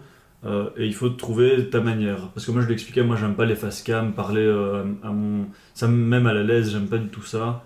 Et il a dit ouais mais je vois tu fais des montages, tu fais des trucs, et donc j'ai essayé de trouver des idées, de trucs qui me parlaient, et les montages je les continue parce que ça je trouve ça toujours assez marrant, et j'ai trouvé cette idée en me disant j'ai une technique d'écriture qui me permet de faire des blagues avec des sujets qui n'ont strictement rien à voir. Et en fait, je vais l'utiliser en demandant des sujets aux gens. Et en plus, les gens sur Instagram, ils aiment beaucoup toujours participer, avoir l'impression de participer à la création et à ce que tu fais. Et donc, bêtement, je me suis dit, ok, je vais essayer une fois.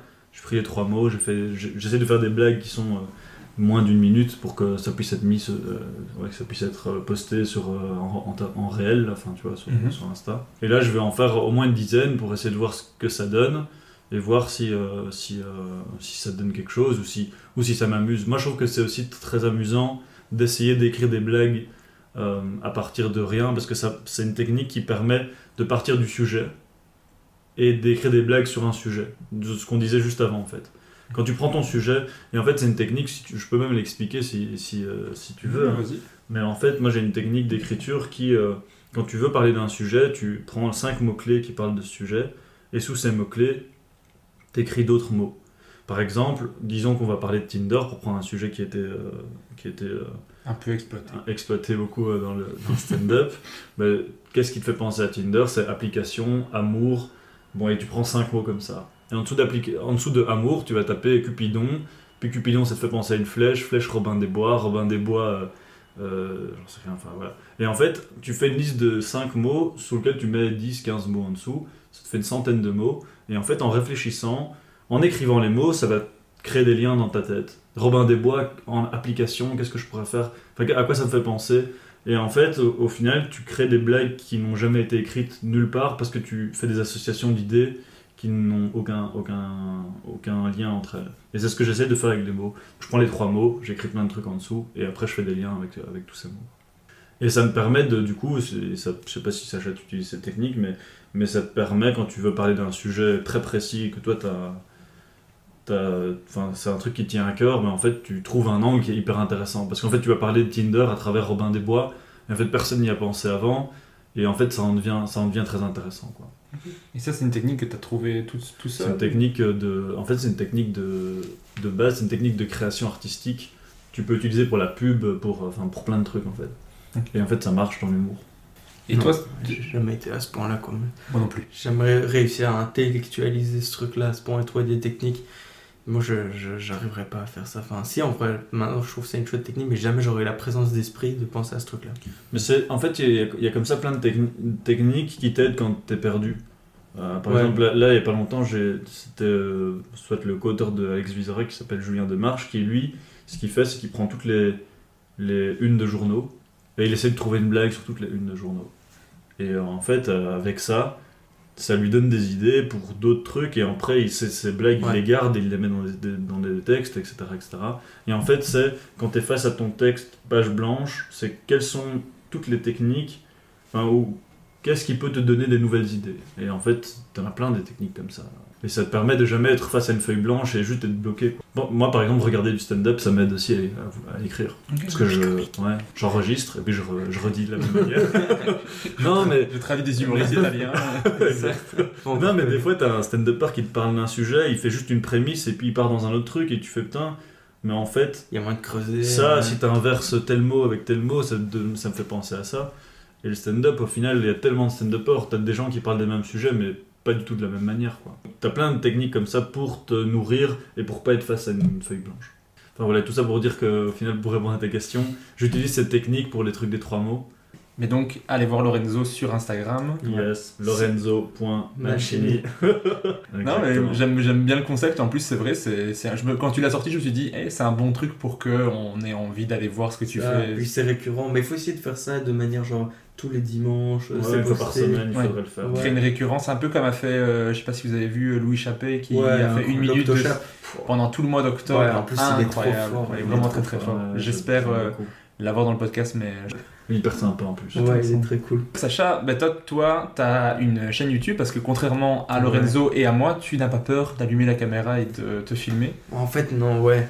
Il y a un truc, moi j'ai une chaîne YouTube, mais vraiment en fait je mets ça sur YouTube dans l'optique de me dire plus tard, putain regarde où t'étais quoi. Vraiment c'est que pour moi que je mets ça, parce que tu vois il y a 60 abonnés Et il y a peut-être 20 vues, tu vois, sur les vidéos. C'est pas... Je mets aussi sur Instagram parce que comme ça, je me dis au moins, là, je sais qu'il y aura plus de gens qui vont le voir. J'ai jamais vraiment fait la promotion de cette chaîne YouTube, mais ouais, j'ai un petit format que j'ai commencé là, il y a un mois. J'ai eu cette idée au mi-octobre. Je me suis dit, j'ai jamais vu quelqu'un, en tout cas un humoriste qui commence, qui fait des espèces de vlogs comme ça, où il se filme, où il va à l'essai, enfin... ses scènes, il filme comment ça se passe, puis il débriefe ça, il explique son ressenti et tous les trucs comme ça. Je me dis, si moi j'avais eu ça au début et j'avais trouvé la chaîne de quelqu'un qui fait ça, ça m'aurait inspiré de ouf. Si un jour j'arrive quelque part et que je suis un peu connu ou un truc comme ça, et qu'on a toutes les vidéos du début, je serais trop content, quoi. Vraiment, c'est un truc je serais trop content de voir. Ce mois-ci, il va y avoir... j'ai fait la première partie de Guillermo Guise, tu vois, et c'est un accomplissement pour moi, mais un truc de ouf. Et peut-être qu'un jour, tu vois, je serai habitué à des plus gros plateaux, enfin en tout cas j'espère. Et puis après, on verra mon état d'esprit quand je faisais la première partie de Guillermo Guise en 2021, et puis tu me vois en 2025, ça se trouve, je suis caissier, tu vois, on sait pas. Et je serais content de revoir ça, ou si ça se trouve, je suis beaucoup plus loin, et je me dis, putain, regarde-le, cet enculé là, en 2021, il se chie dessus, et voilà, moi c'est vraiment pour moi que je fais ça, et je me dis, si ça peut parler à quelques personnes, tant mieux. Mais c'est marrant, je sais pas si vous avez vu, il y a un documentaire de Orelsan qui est sorti il y a pas longtemps. Ouais, voilà, c'est exactement le même délire. En fait, son frère le filme depuis qu'il est tout petit, et donc maintenant il a fait un truc sur Amazon Prime, je crois. Ouais, je sais pas. Je l'ai regardé, ouais. Et moi je l'ai pas encore vu, mais du ça coup, ne montre ça à personne, mais je l'ai pas encore vu. Parce qu'à un moment donné, il dit tu montres jamais ça à personne, tu vois. C'est trop bien, tu le vois, le mec qui travaille dans un hôtel, et puis après, ce que j'aime trop, tu vois, c'est les parallèles, ça fait rêver. Genre, tu le vois à son premier concert, il y a 4 pigeons là dans la salle, même lui, il sait pas ce qu'il fait là. Et puis après, tu vois le parallèle directement, tu le vois à Paris-Bercy devant 20 000 personnes. Tout le monde me le vend tellement bien, il faut que je le vois. C'est inspirant en fait. Ouais, mais c'est des artistes intéressants même du point de vue stand-up, parce que ce qui est intéressant, c'est qu'ils ont un vrai univers, c'est pas juste des chansons, c'est le graphisme, Ouais, voilà, exactement. Et je pense que dans le stand-up, souvent ça manque, cette vision globale de la direction artistique que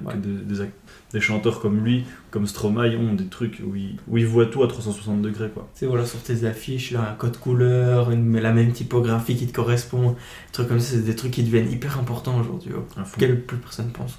Je voulais vous demander un petit peu, qu'est-ce que vous pensez qu'il faut que vous amélioriez dans votre stand-up, que ce soit dans votre façon d'être sur scène, dans vos textes. Par exemple, moi je sais qu'un truc que je dois vraiment améliorer, c'est vraiment mon rapport public, de quand il y a un malaise, quand il y a un truc qui se passe dans la salle, quand les gens sont pas attentifs, j'ai beaucoup de mal à les ramener avec moi et à faire des blagues et à ne pas montrer que ça m'énerve, parce que moi, le rêve pour moi c'est un comedy club où les gens sont assis et écoutent ce que tu fais, parce que je trouve ça la base. Dans les faits, c'est pas toujours le cas, il y a des gens qui n'en ont rien à foutre que tu sois là.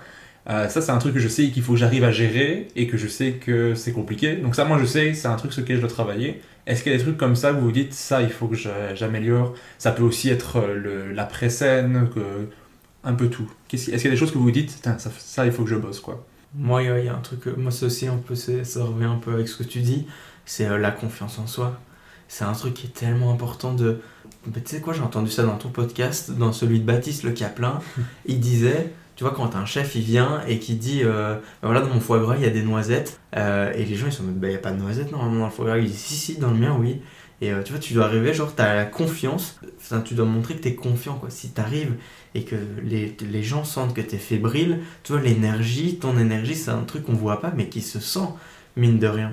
Et moi j'essaye d'arriver et de faire tellement semblant que j'ai confiance en moi, qu'il va rien m'arriver, qu'au final c'est vraiment ce que je ressens, tu vois. C'est parce que moi vraiment, comme je le dis, des fois je me stresse vraiment et j'arrive et je joue tellement ce personnage du gars qui s'en bat les couilles et qui sait que ça va bien se passer, que à chaque fois ça se passe bien, quasi à chaque fois. Et là, il y a pas longtemps, j'ai joué à une scène où les gens étaient pas vraiment là pour ça. Et là, je me suis rendu compte qu'il fallait que je travaille sur le truc que des fois le public, il est dur à aller chercher, et ben bats-toi et va le chercher, quoi. Parce que là j'étais sur scène, je me suis senti abandonné et j'ai fait j'ai dit, en me disant tu vois ça va être rigolo, j'ai dit putain si vous voulez que je me casse, dites-le moi, tu vois.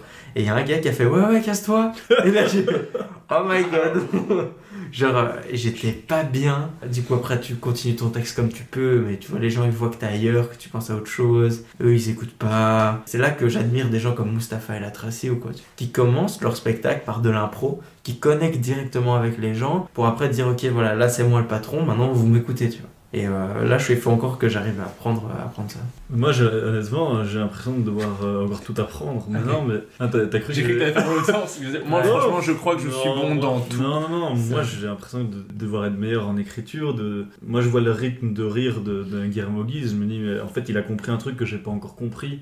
Enfin, comme tu dis, en confiance. En impro, l'impro, c'est un grand débat parce que je suis entre le truc de... Comme je suis un personnage un peu atypique de... En fait, non, j'ai pas envie du tout d'en faire parce que c'est mon personnage et que c'est ça qui est drôle en même temps. C'est qu'en fait, vous ne me parlez pas, ça sert à rien. J'ai pas envie de vous... Ça, c'est un grand débat, mais j'ai l'impression de devoir tellement apprendre dans tout. Moi, ce que je pense ce que je voudrais le plus gérer, c'est mon rythme. Parce que j'ai un rythme, comme on l'a dit avec Sacha, on a un rythme très lent et des fois monocorde. Je commence un peu à créer des nuances là-dedans parce que je joue des 30 minutes et que je comprends que je dois... Des petits moments de rupture.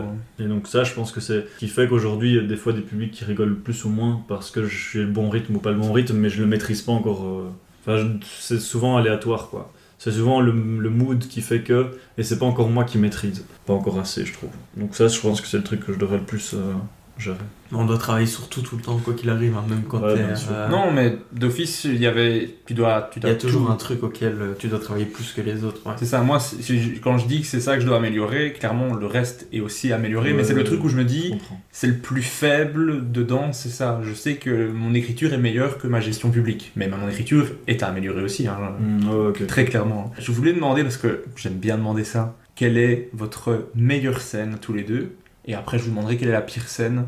Mais on va commencer par la meilleure. Quelle est vraiment la scène où vous avez pris le plus de plaisir, qui s'est le mieux passé, un truc qui vous a vraiment marqué en particulier? Ouais, c'est la finale d'une X-Prince, 30 minutes. En fait, j'ai pas l'habitude de jouer 30 minutes, j'en ai joué 5-6, qui se sont presque tous bien passés. Mais là, c'était vraiment hyper bien. Puis il y avait un enjeu, donc quand tu sais qu'il y a un enjeu et que c'est en train de bien se passer, mais du coup tu profites encore plus du moment. Et il y en a une autre que j'ai fait et c'était aussi 30 minutes et c'était au Rêve Bivouac à Wavre. Ouais, c'est ça. Wavre. Et c'était aussi 30 minutes où les gens étaient à fond avec moi. Et en fait, c'est ça qui est cool quand t'as un public qui est complètement... Avec toi qui rigole même à des trucs où tu te demandes pourquoi ils rigolent. Ça, j'adore. Les scènes où ça se passe vraiment très bien.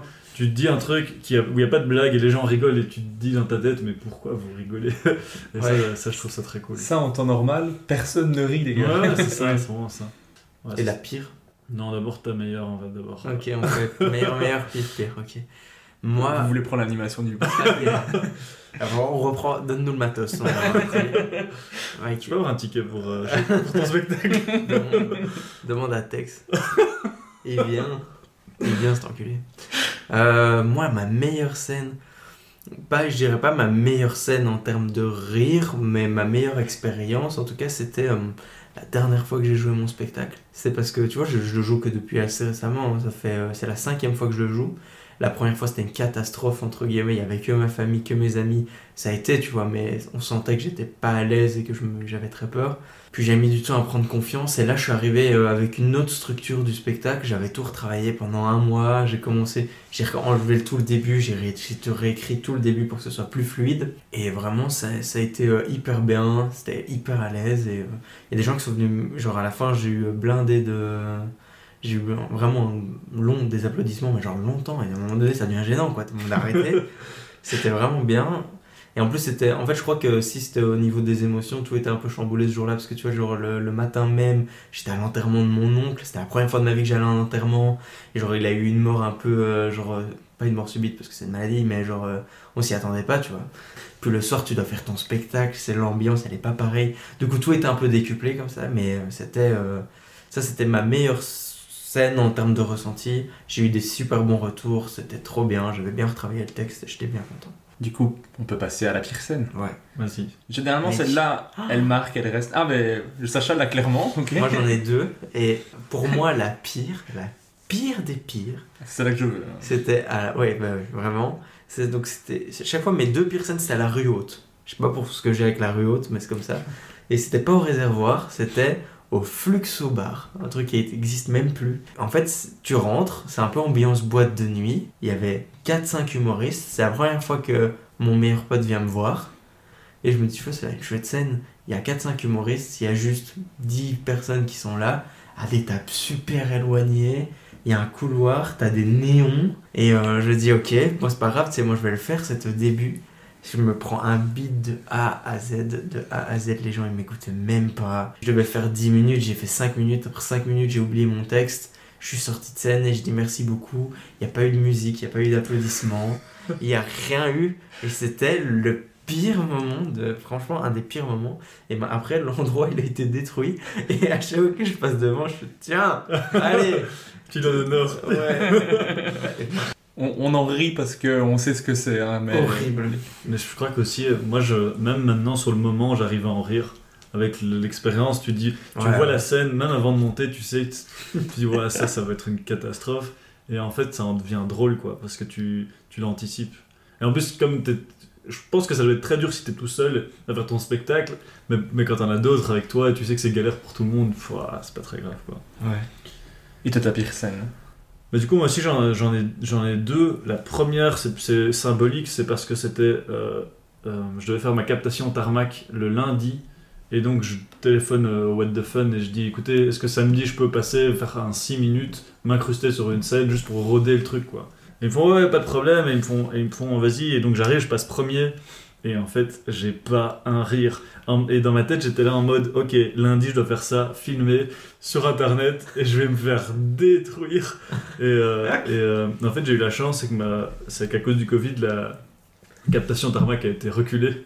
Et donc j'étais là, oh. Et pour finir, j'ai fait exactement le même texte, c'était juste ce jour-là, le public était, je sais pas, ils m'ont juste dit non. Et vraiment, ils m'ont dit non à moi, parce qu'après, ça s'est hyper bien passé pour tout le monde. Ils m'ont juste dit non, en fait, toi non. Et notre énergie en premier, c'est un peu compliqué. C'est toujours très compliqué. Et la deuxième scène, ça c'était au stand-up in the park. Donc on joue, déjà tu joues dans un parc, tu sais que c'est compliqué. En plus, c'est dans un lieu où les gens... viennent boire un verre et la plupart ne sont même pas là pour écouter du stand-up. C'était au Bois de la Cambre. Au Bois de la Cambre, ouais. On l'a tous les trois fait.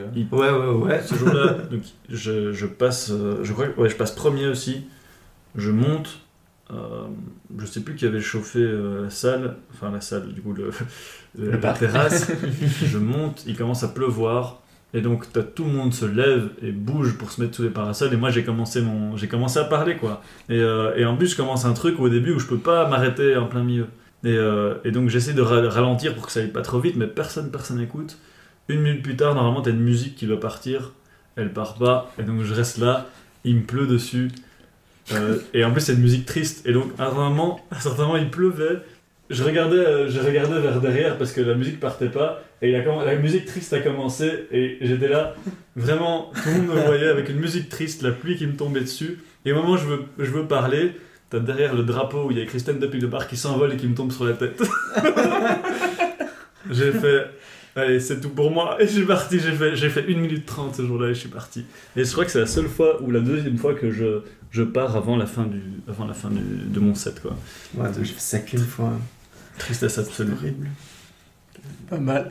Franchement, si ça avait été filmé, ça aurait été incroyable, parce qu'il y avait toutes les conditions réunies pour que ça foire. En extérieur, c'est jamais vraiment des bonnes scènes. Hein. C'est vraiment genre, tu fais une scène en extérieur, tu sais qu'après, t'es immunisé contre n'importe quelle scène, quoi. C'est super dur de jouer en extérieur. À fond. J'ai 2 questions un peu générales sur le stand-up avant de passer au name dropping. Ça serait, qu'est-ce que vous aimez le plus dans le fait de faire de l'humour? Qu'est-ce que vous aimez le moins dans le fait de faire de l'humour? Vraiment tout ce qui est lié au fait de écrire, monter sur scène, l'après-scène, se faire connaître, remplir sa salle.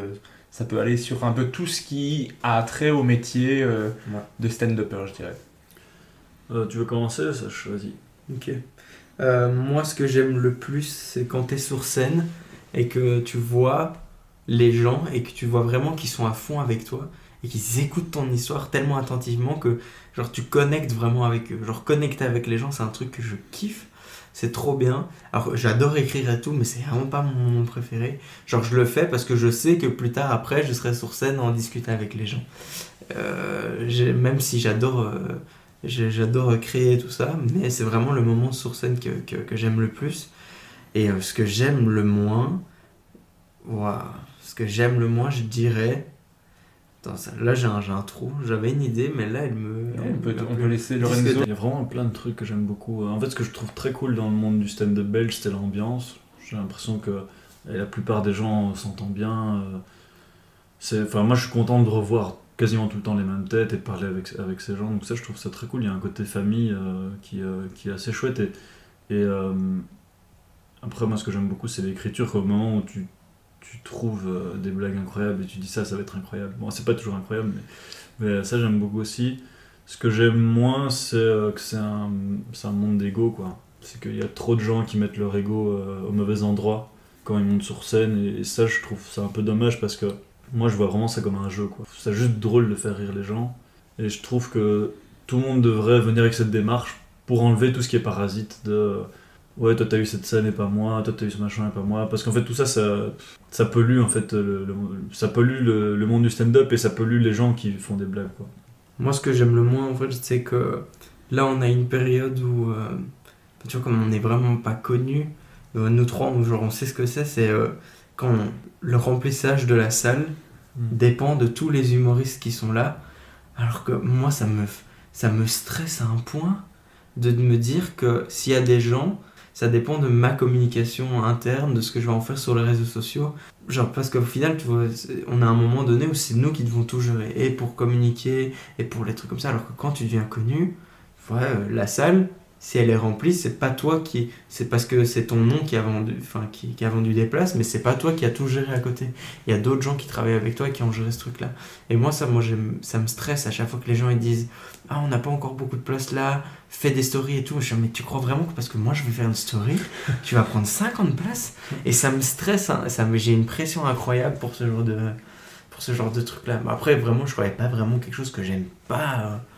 soit dans le monde du stand-up, à part les fausses amitiés ou les gens qui font semblant ou qui font toujours des chouettes retours alors que tu sais qu'en vrai ils en ont rien à foutre, ou qui font semblant et puis que t'entends que derrière il a dit ça à telle personne. Moi il y en a 2-3 où j'ai déjà entendu que avec moi ils sont super cool, et puis après j'entends qu'ils ont dit ça à telle ou telle personne et je suis là ok, bah tu vois, me parle pas là. C'est vraiment un truc de... Hypocrisie. Ouais, il y a des fois, il y en a certains qui sont un peu hypocrites, mais c'est pas non plus... Vraiment, en Belgique, ça se compte sur les doigts d'une main, quoi. En tout cas, dans ceux que je connais. Tu veux dire des noms, peut-être? Ouais, mais il y a... L'hypotex.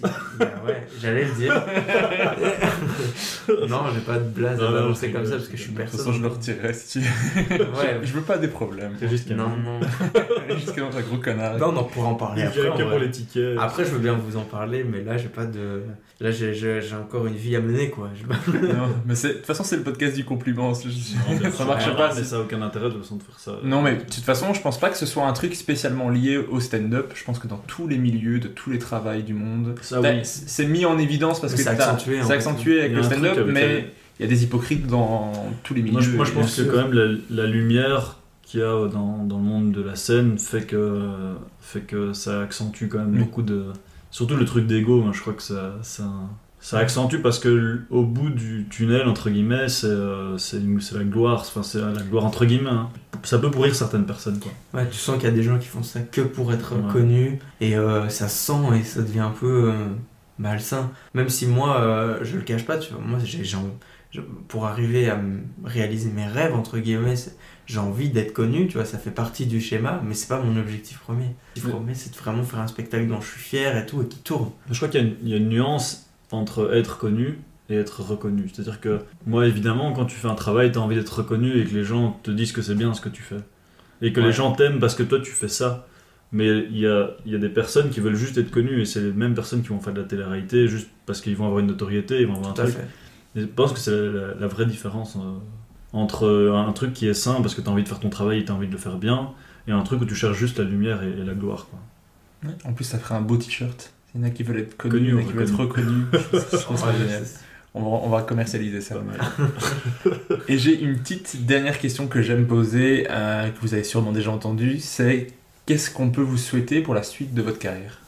Moi, de lancer mon spectacle et que ça se passe bien. J'ai dit, ça c'est mon objectif, c'est mon prochain objectif, et j'y crois. Enfin, je pense que ça va aller. Moi j'y crois. Ouais, merci. Ça non, mais déjà, si vous êtes là, c'est parce que je vous trouve drôle d'office. Puis de toute façon, je ris super fort. Donc quand vous êtes sur scène, vous m'entendez. Donc pour le coup, je peux pas être hypocrite et dire à quelqu'un, alors c'était vraiment bien, il m'a entendu. S'il a trouvé ça bien, il m'a entendu. S'il m'a pas entendu, désolé, mais j'ai pas trouvé ça drôle. C'est pas pour autant que c'est pas bon, hein. C'est juste que ça m'a pas fait rire. Moi, je peux pas du tout être hypocrite pour le coup. On peut pas être client de tout, tu vois. Non, aussi. de toute façon, c'est pas grave ça. Du coup, moi, ce qu'on peut me souhaiter, c'est à peu près comme Lorenzo. Moi, ce serait que mon spectacle est programmé aussi une fois par mois, tu vois, au Kings. Et que ce soit au moins... j'ai pas envie de faire complet à chaque fois, parce que je sais que c'est pas possible pour l'instant que ce soit complet à chaque fois. Mais j'aimerais au moins arriver à une chouette salle à chaque fois et pas me retrouver à un moment donné à jouer devant 4 ou 5 personnes. Parce que je le ferai, hein.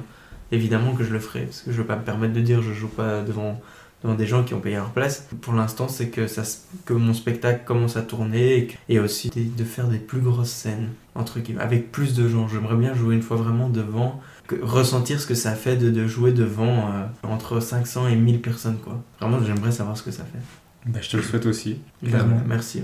On peut passer à l'interview name dropping. Ouais. C'est ce qu'on attend depuis le début. Balancer des noms. Alors, la première partie, je vous demande à chaque fois un humoriste. Vous devez vous limiter à une seule personne, mais ça peut aller français, québécois, américain, serbo-croate. Faites-vous plaisir. L'humoriste le plus sympa que vous avez rencontré. On est obligé de dire des gens connus ou... Milan Lukic, un croate. J'adore ce travail. Je vais balancer name dropping que de gens que personne ne connaît. Le plus sympa. Vas-y, je réfléchis maintenant. Ça peut être juste dans les gens que vous côtoyez aussi, hein. C'est juste vraiment la personne la plus sympa qui fait de l'humour que vous avez croisé. Tu vois, moi je vais te dire, je côtoie entre guillemets que des gens sympas, Ouais. alors dans des pas connus. Si je dois dire un nom et quelqu'un où j'étais stressé de le rencontrer, quand je l'ai rencontré, ça m'a fait du bien de me dire, putain, il est vraiment sympa, c'est Guillermo Guise. Guillermo Guise, il est vraiment sympa. Moi, je vais dire qu'un nom. Je vais dire Sacha Ferrat. Sus. Non, je te jure, en plus, c'est vrai. Je sais que, tu vois, quand tu commences, t'as plein de gens qui viennent te parler et t'as des gens qui viennent pas te parler parce qu'ils sont plus timides ou pas. Je sais que c'est un des premiers... je me demande même si c'est pas une de mes premières scènes que j'ai fait chez mon ex. Je crois que c'est ma première scène hors concours du Next Prince et je sais c'est un des premiers avec qui j'ai parlé, quoi. Et donc, je le dis pas parce qu'il est là. Moi j'aurais pu dire Lorenzo aussi, évidemment. Non, on est tous sympas en vrai. Non, mais après, il faut en on a dire une qu'un, petite c'est pour bande, ça, tu vois, on est tous bien cool, tu vois, donc... Mais ouais, moi dans les gens que je connaissais pas Très et que j'ai appris à connaître, Guillermo, ouais. Vraiment bien cool. L'humoriste qui vous inspire ou qui vous a inspiré le plus. Toi, tu vas faire que dire Guillermo. Ouais, tu peux dire plusieurs fois le même nom, il n'y a pas de problème. Au début, Guillermo et plus actuellement, Dave Chappelle. Adib Al-Khalidé. Ouais, j'aurais pu dire ça aussi. Mais en fait, Mais après, on a plein d'inspirations différentes. Ouais, c'est c'est celui ça. qui inspire le plus. Pourquoi je dis lui? Parce que lui m'inspire pour plusieurs raisons, et après j'en ai plein qui m'inspirent pour une raison. Tu me dis en termes de rire, celui qui m'inspire le plus c'est Guillermo Guise. Maintenant, pour une combinaison de plein de facteurs, Adib Al-Khalidé. Je vais faire un tout petit peu ma promotion du podcast, c'est juste que toutes les questions que je leur pose ici, on me les a posées dans un épisode, parce que des fois vous me demandez, et toi? Mais j'ai déjà répondu à la question, je veux dire, je participe pas à la conversation parce que je l'ai déjà dit. Mais donc, allez écouter l'épisode qui est sur moi, qui a été fait avec un ami, n'attendra pas, qui me pose des questions. Si vous êtes un peu curieux de savoir les réponses pour moi, parce que là, je participe pas parce que je vais juste répéter des choses que j'ai déjà dites dans un autre épisode. Okay. J'en profite au passage. L'humoriste qui est derrière ce podcast. Oh là là. Le nom de l'épisode, très exactement. Je suis un bon élève. Voilà, beau gosse. Ouais. En fait, on s'aime beaucoup. Ouais, les gars, voilà. L'humoriste qui, pour vous, écrit le mieux. Guillermo Guise, c'est reparti pour ça, Et je vais pas dire Guillermo, même s'il a une écriture incroyable, mais Adib Al-Khalidé, ouais. Ouais, mais des claques. Guillermo Guise, vraiment. Je crois qu'en termes d'écriture humoristique, de blagues, pour moi c'est le plus fort. Franchement, c'est monstrueux. De blagues. Bon, je l'ai pas dit lui pour pas répéter, mais j'avais envie. J'espère qu'il va l'écouter, juste pour avoir tous Ouais, ses compliments. Je vais lui dire d'écouter en tout cas, même si probablement qu'il me répondra pas, mais je lui dirai. Qu'il était sympa, il va te répondre. Ouais. L'humoriste qui pour vous joue le mieux. Vraiment en termes de jeu, de ce qu'il arrive à transmettre par son jeu. Baptiste Le Caplin. Ben, c'est très bizarre ce que je veux dire moi, mais... Tex. Non, je crois que c'est Blanche Gardin. Ah ouais. Parce qu'en fait, on croit qu'elle joue pas. Et on dirait qu'elle joue pas, mais elle joue tellement. Et je trouve ça incroyable. En fait, je trouve que les gens qui jouent le mieux, c'est des gens qui bougent pas, mais qui... Et du coup, t'as l'impression qu'ils font rien, mais en fait, ils jouent tout le temps. Mais c'est tellement subtil que tu... C'est pas, évidemment, c'est tout le contraire d'un Baptiste Le Caplin qui fait beaucoup de gestes et beaucoup de trucs. Mais du coup, c'est beaucoup plus subtil, ou je vais pas dire fin, parce que ça serait mettre Baptiste Le Caplin Enfin, dire un truc péjoratif, ce qui n'est pas du tout le cas, c'est un autre style, mais... Non, c'est vraiment une autre façon de jouer. C'est ça, exact. Et Blanche, en fait, quand tu regardes son spectacle, c'est un bête sourire, c'est un bête rire au bon moment qui te fait rigoler, quoi. Et moi, je trouve ça très très fort. C'est une espèce de non-attitude comme ça qui devient une attitude incroyable, en fait. Ouais, c'est vrai. Un humoriste qui vous a surpris dernièrement, quelqu'un que vous avez découvert, que vous ne connaissiez pas, ou alors quelqu'un vous ne l'avez pas vu depuis un moment et il est revenu avec un niveau impressionnant. Moi, par exemple, il y a, parce que ça change en fonction des périodes, c'est Louis Chappelle dont on parlait tout à l'heure. Ouais. J'ai vu son 30 minutes, j'étais vraiment impressionné. C'est pas, on voit qu'il y a encore une progression à avoir, mais je trouve génial les angles, les façons dont qu'il aborde, la sensibilité qu'il y a dedans. Et j'ai vraiment beaucoup aimé son 30 minutes que j'ai vu au Kings. Je vais pas le dire parce que tu l'as dit, mais j'ai aussi vu. Moi, j'ai vu qu'un 5 ou 6 minutes et j'ai trouvé très très fort. Mais du coup, je vais pas le dire comme ça, je te le laisse. Sacha, tu sais. Ouais. Louis Chappelle, effectivement, il m'a surpris. Mais dans ceux que je connaissais et qui sont revenus, moi, sans langue de bois, Nikos. Genre, depuis le début, on fait nos scènes ensemble. Et après le Covid, il est revenu avec de nouveaux textes, plus d'assurance. Et j'étais en mode.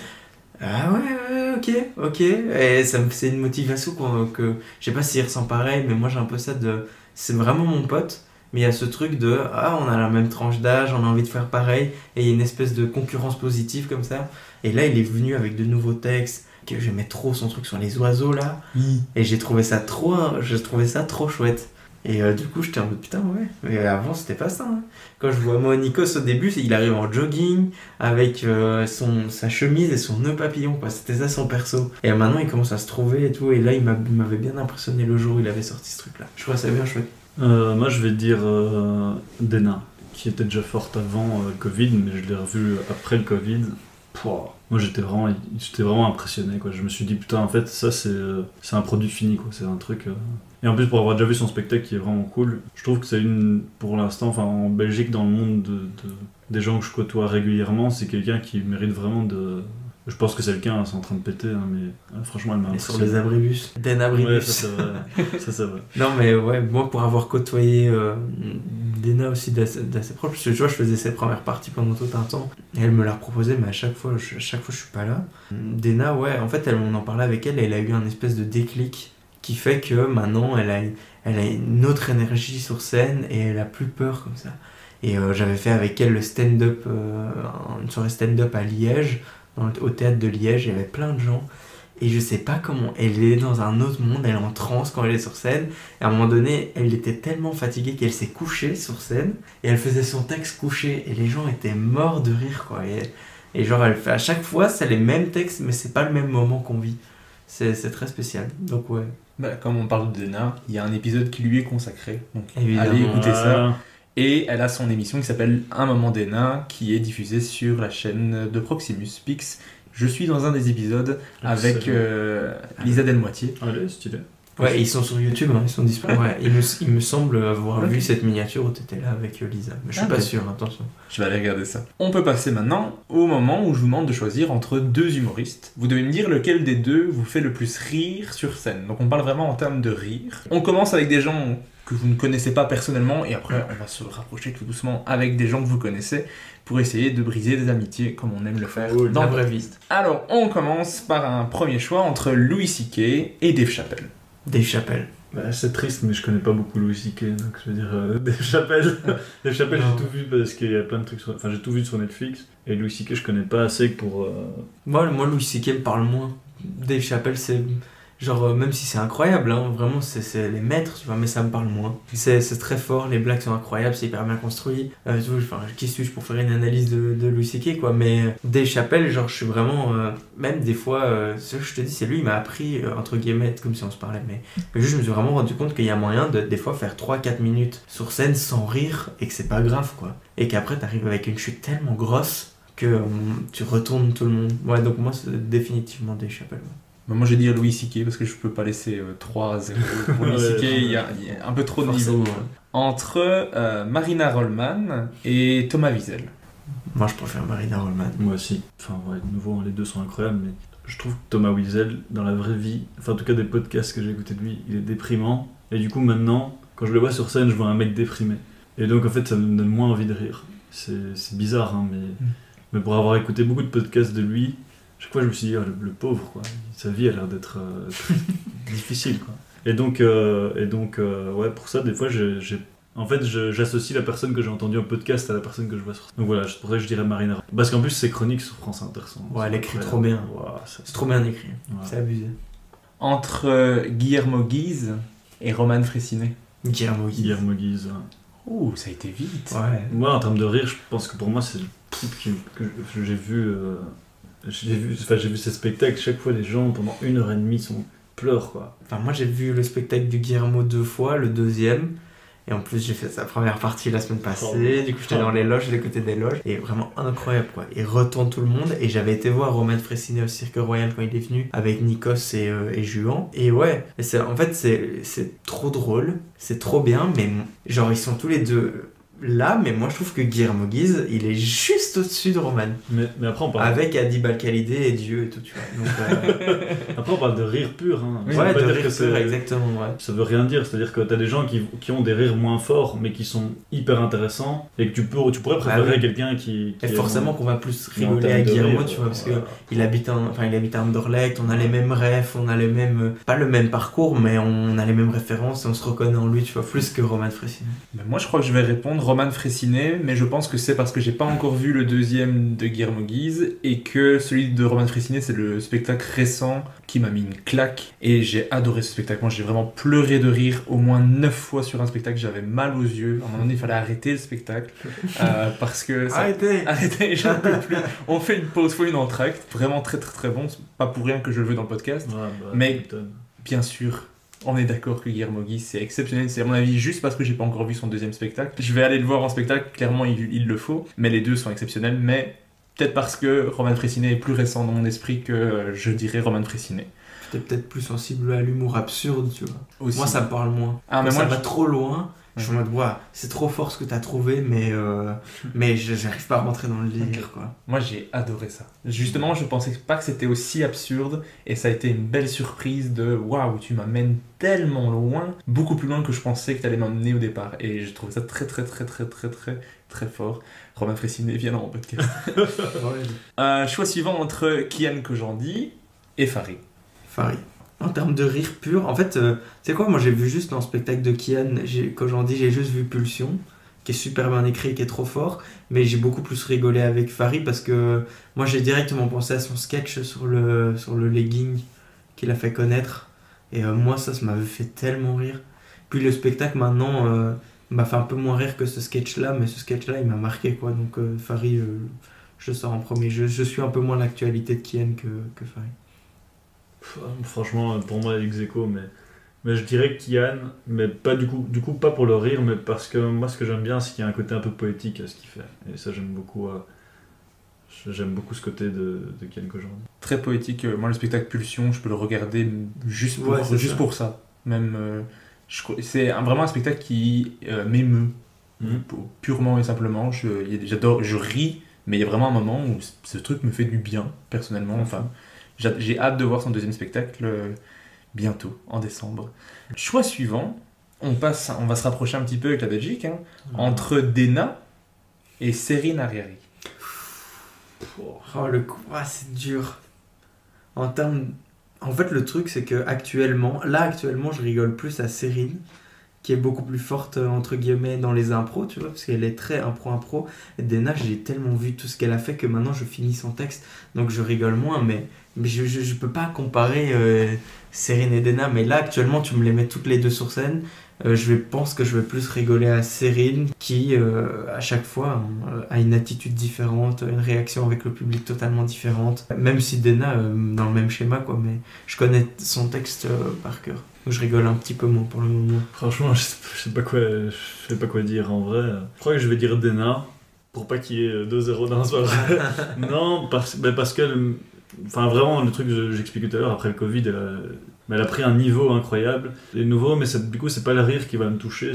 Dans son spectacle, je la trouve c'est hyper touchant, quoi. Il y a un vrai thème, un vrai fond que je... Ouais.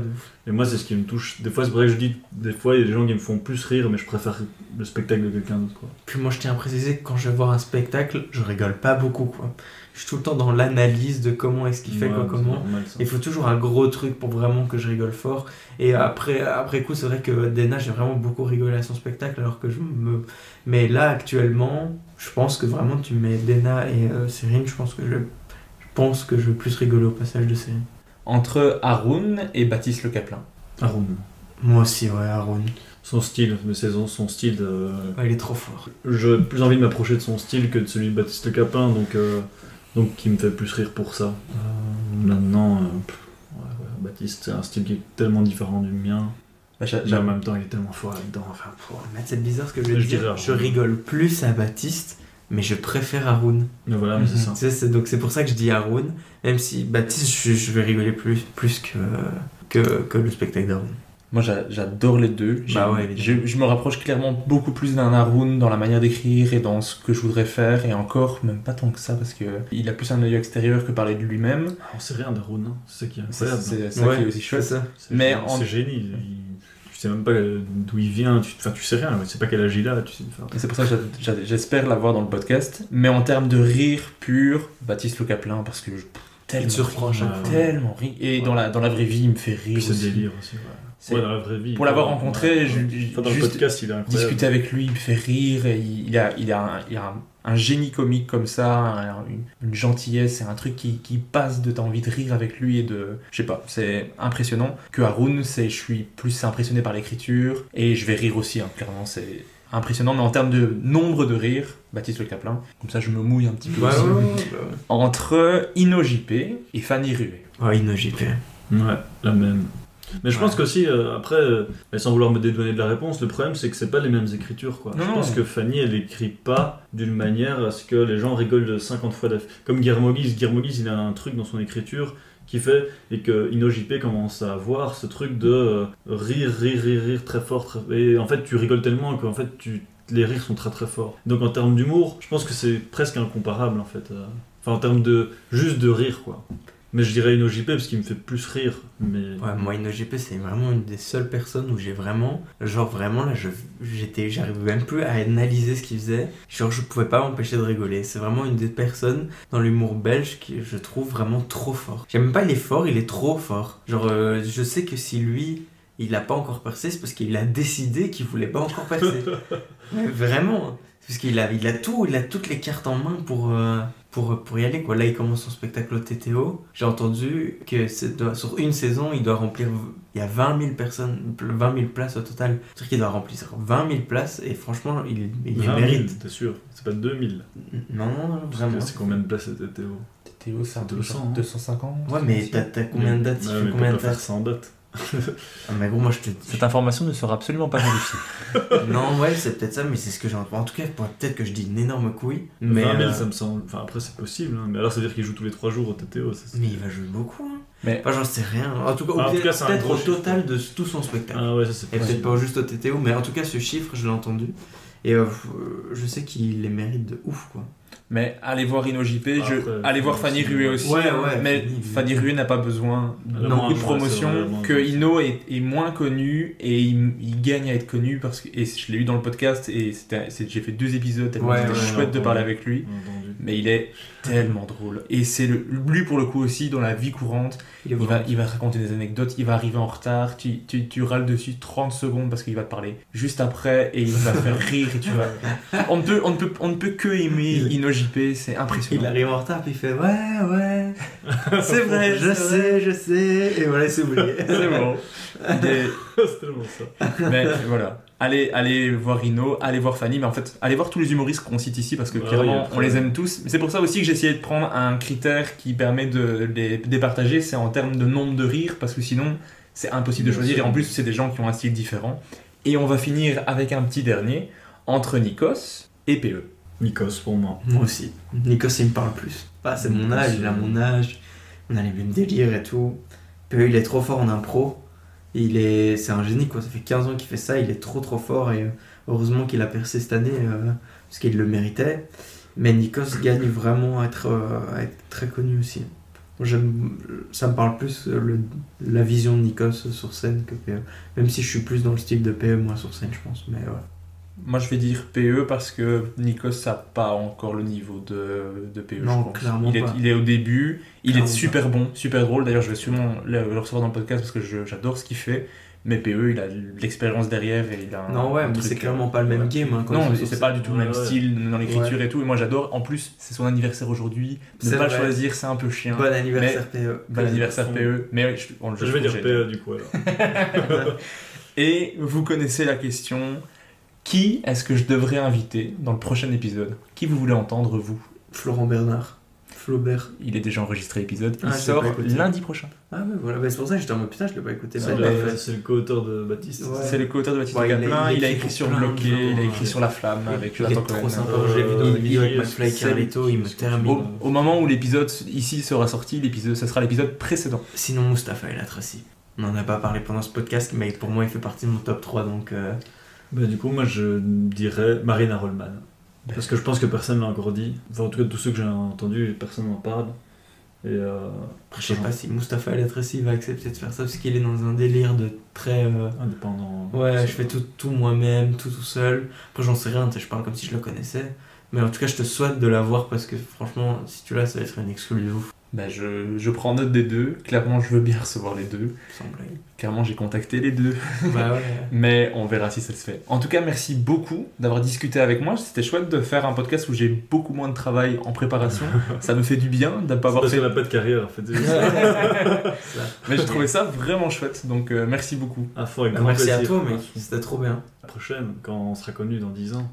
Et je sais pas quand sortira ce podcast, mais venez voir Lorenzo Mancini sur scène une fois par mois au Kings of Comedy Club et moi-même une fois par mois. Ouais, j'allais le dire. Mais... Et venez voir Régis aussi sur scène quand il joue. Parce que je sais qu'il n'a pas encore de spectacle. Je sais pas s'il compte avoir un spectacle. S'il compte avoir un spectacle, eh bien, allez le voir. Donc voilà, les amis. C'est bien gentil. Yes, franchement, merci Sacha pour cette promo. Je suis amoureux de vous. Je t'aime. Moi aussi, je m'aime.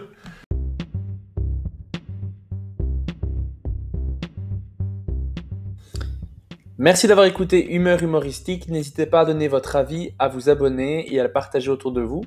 Si vous avez détesté, écoutez le suivant. Il sera mieux. Bisous.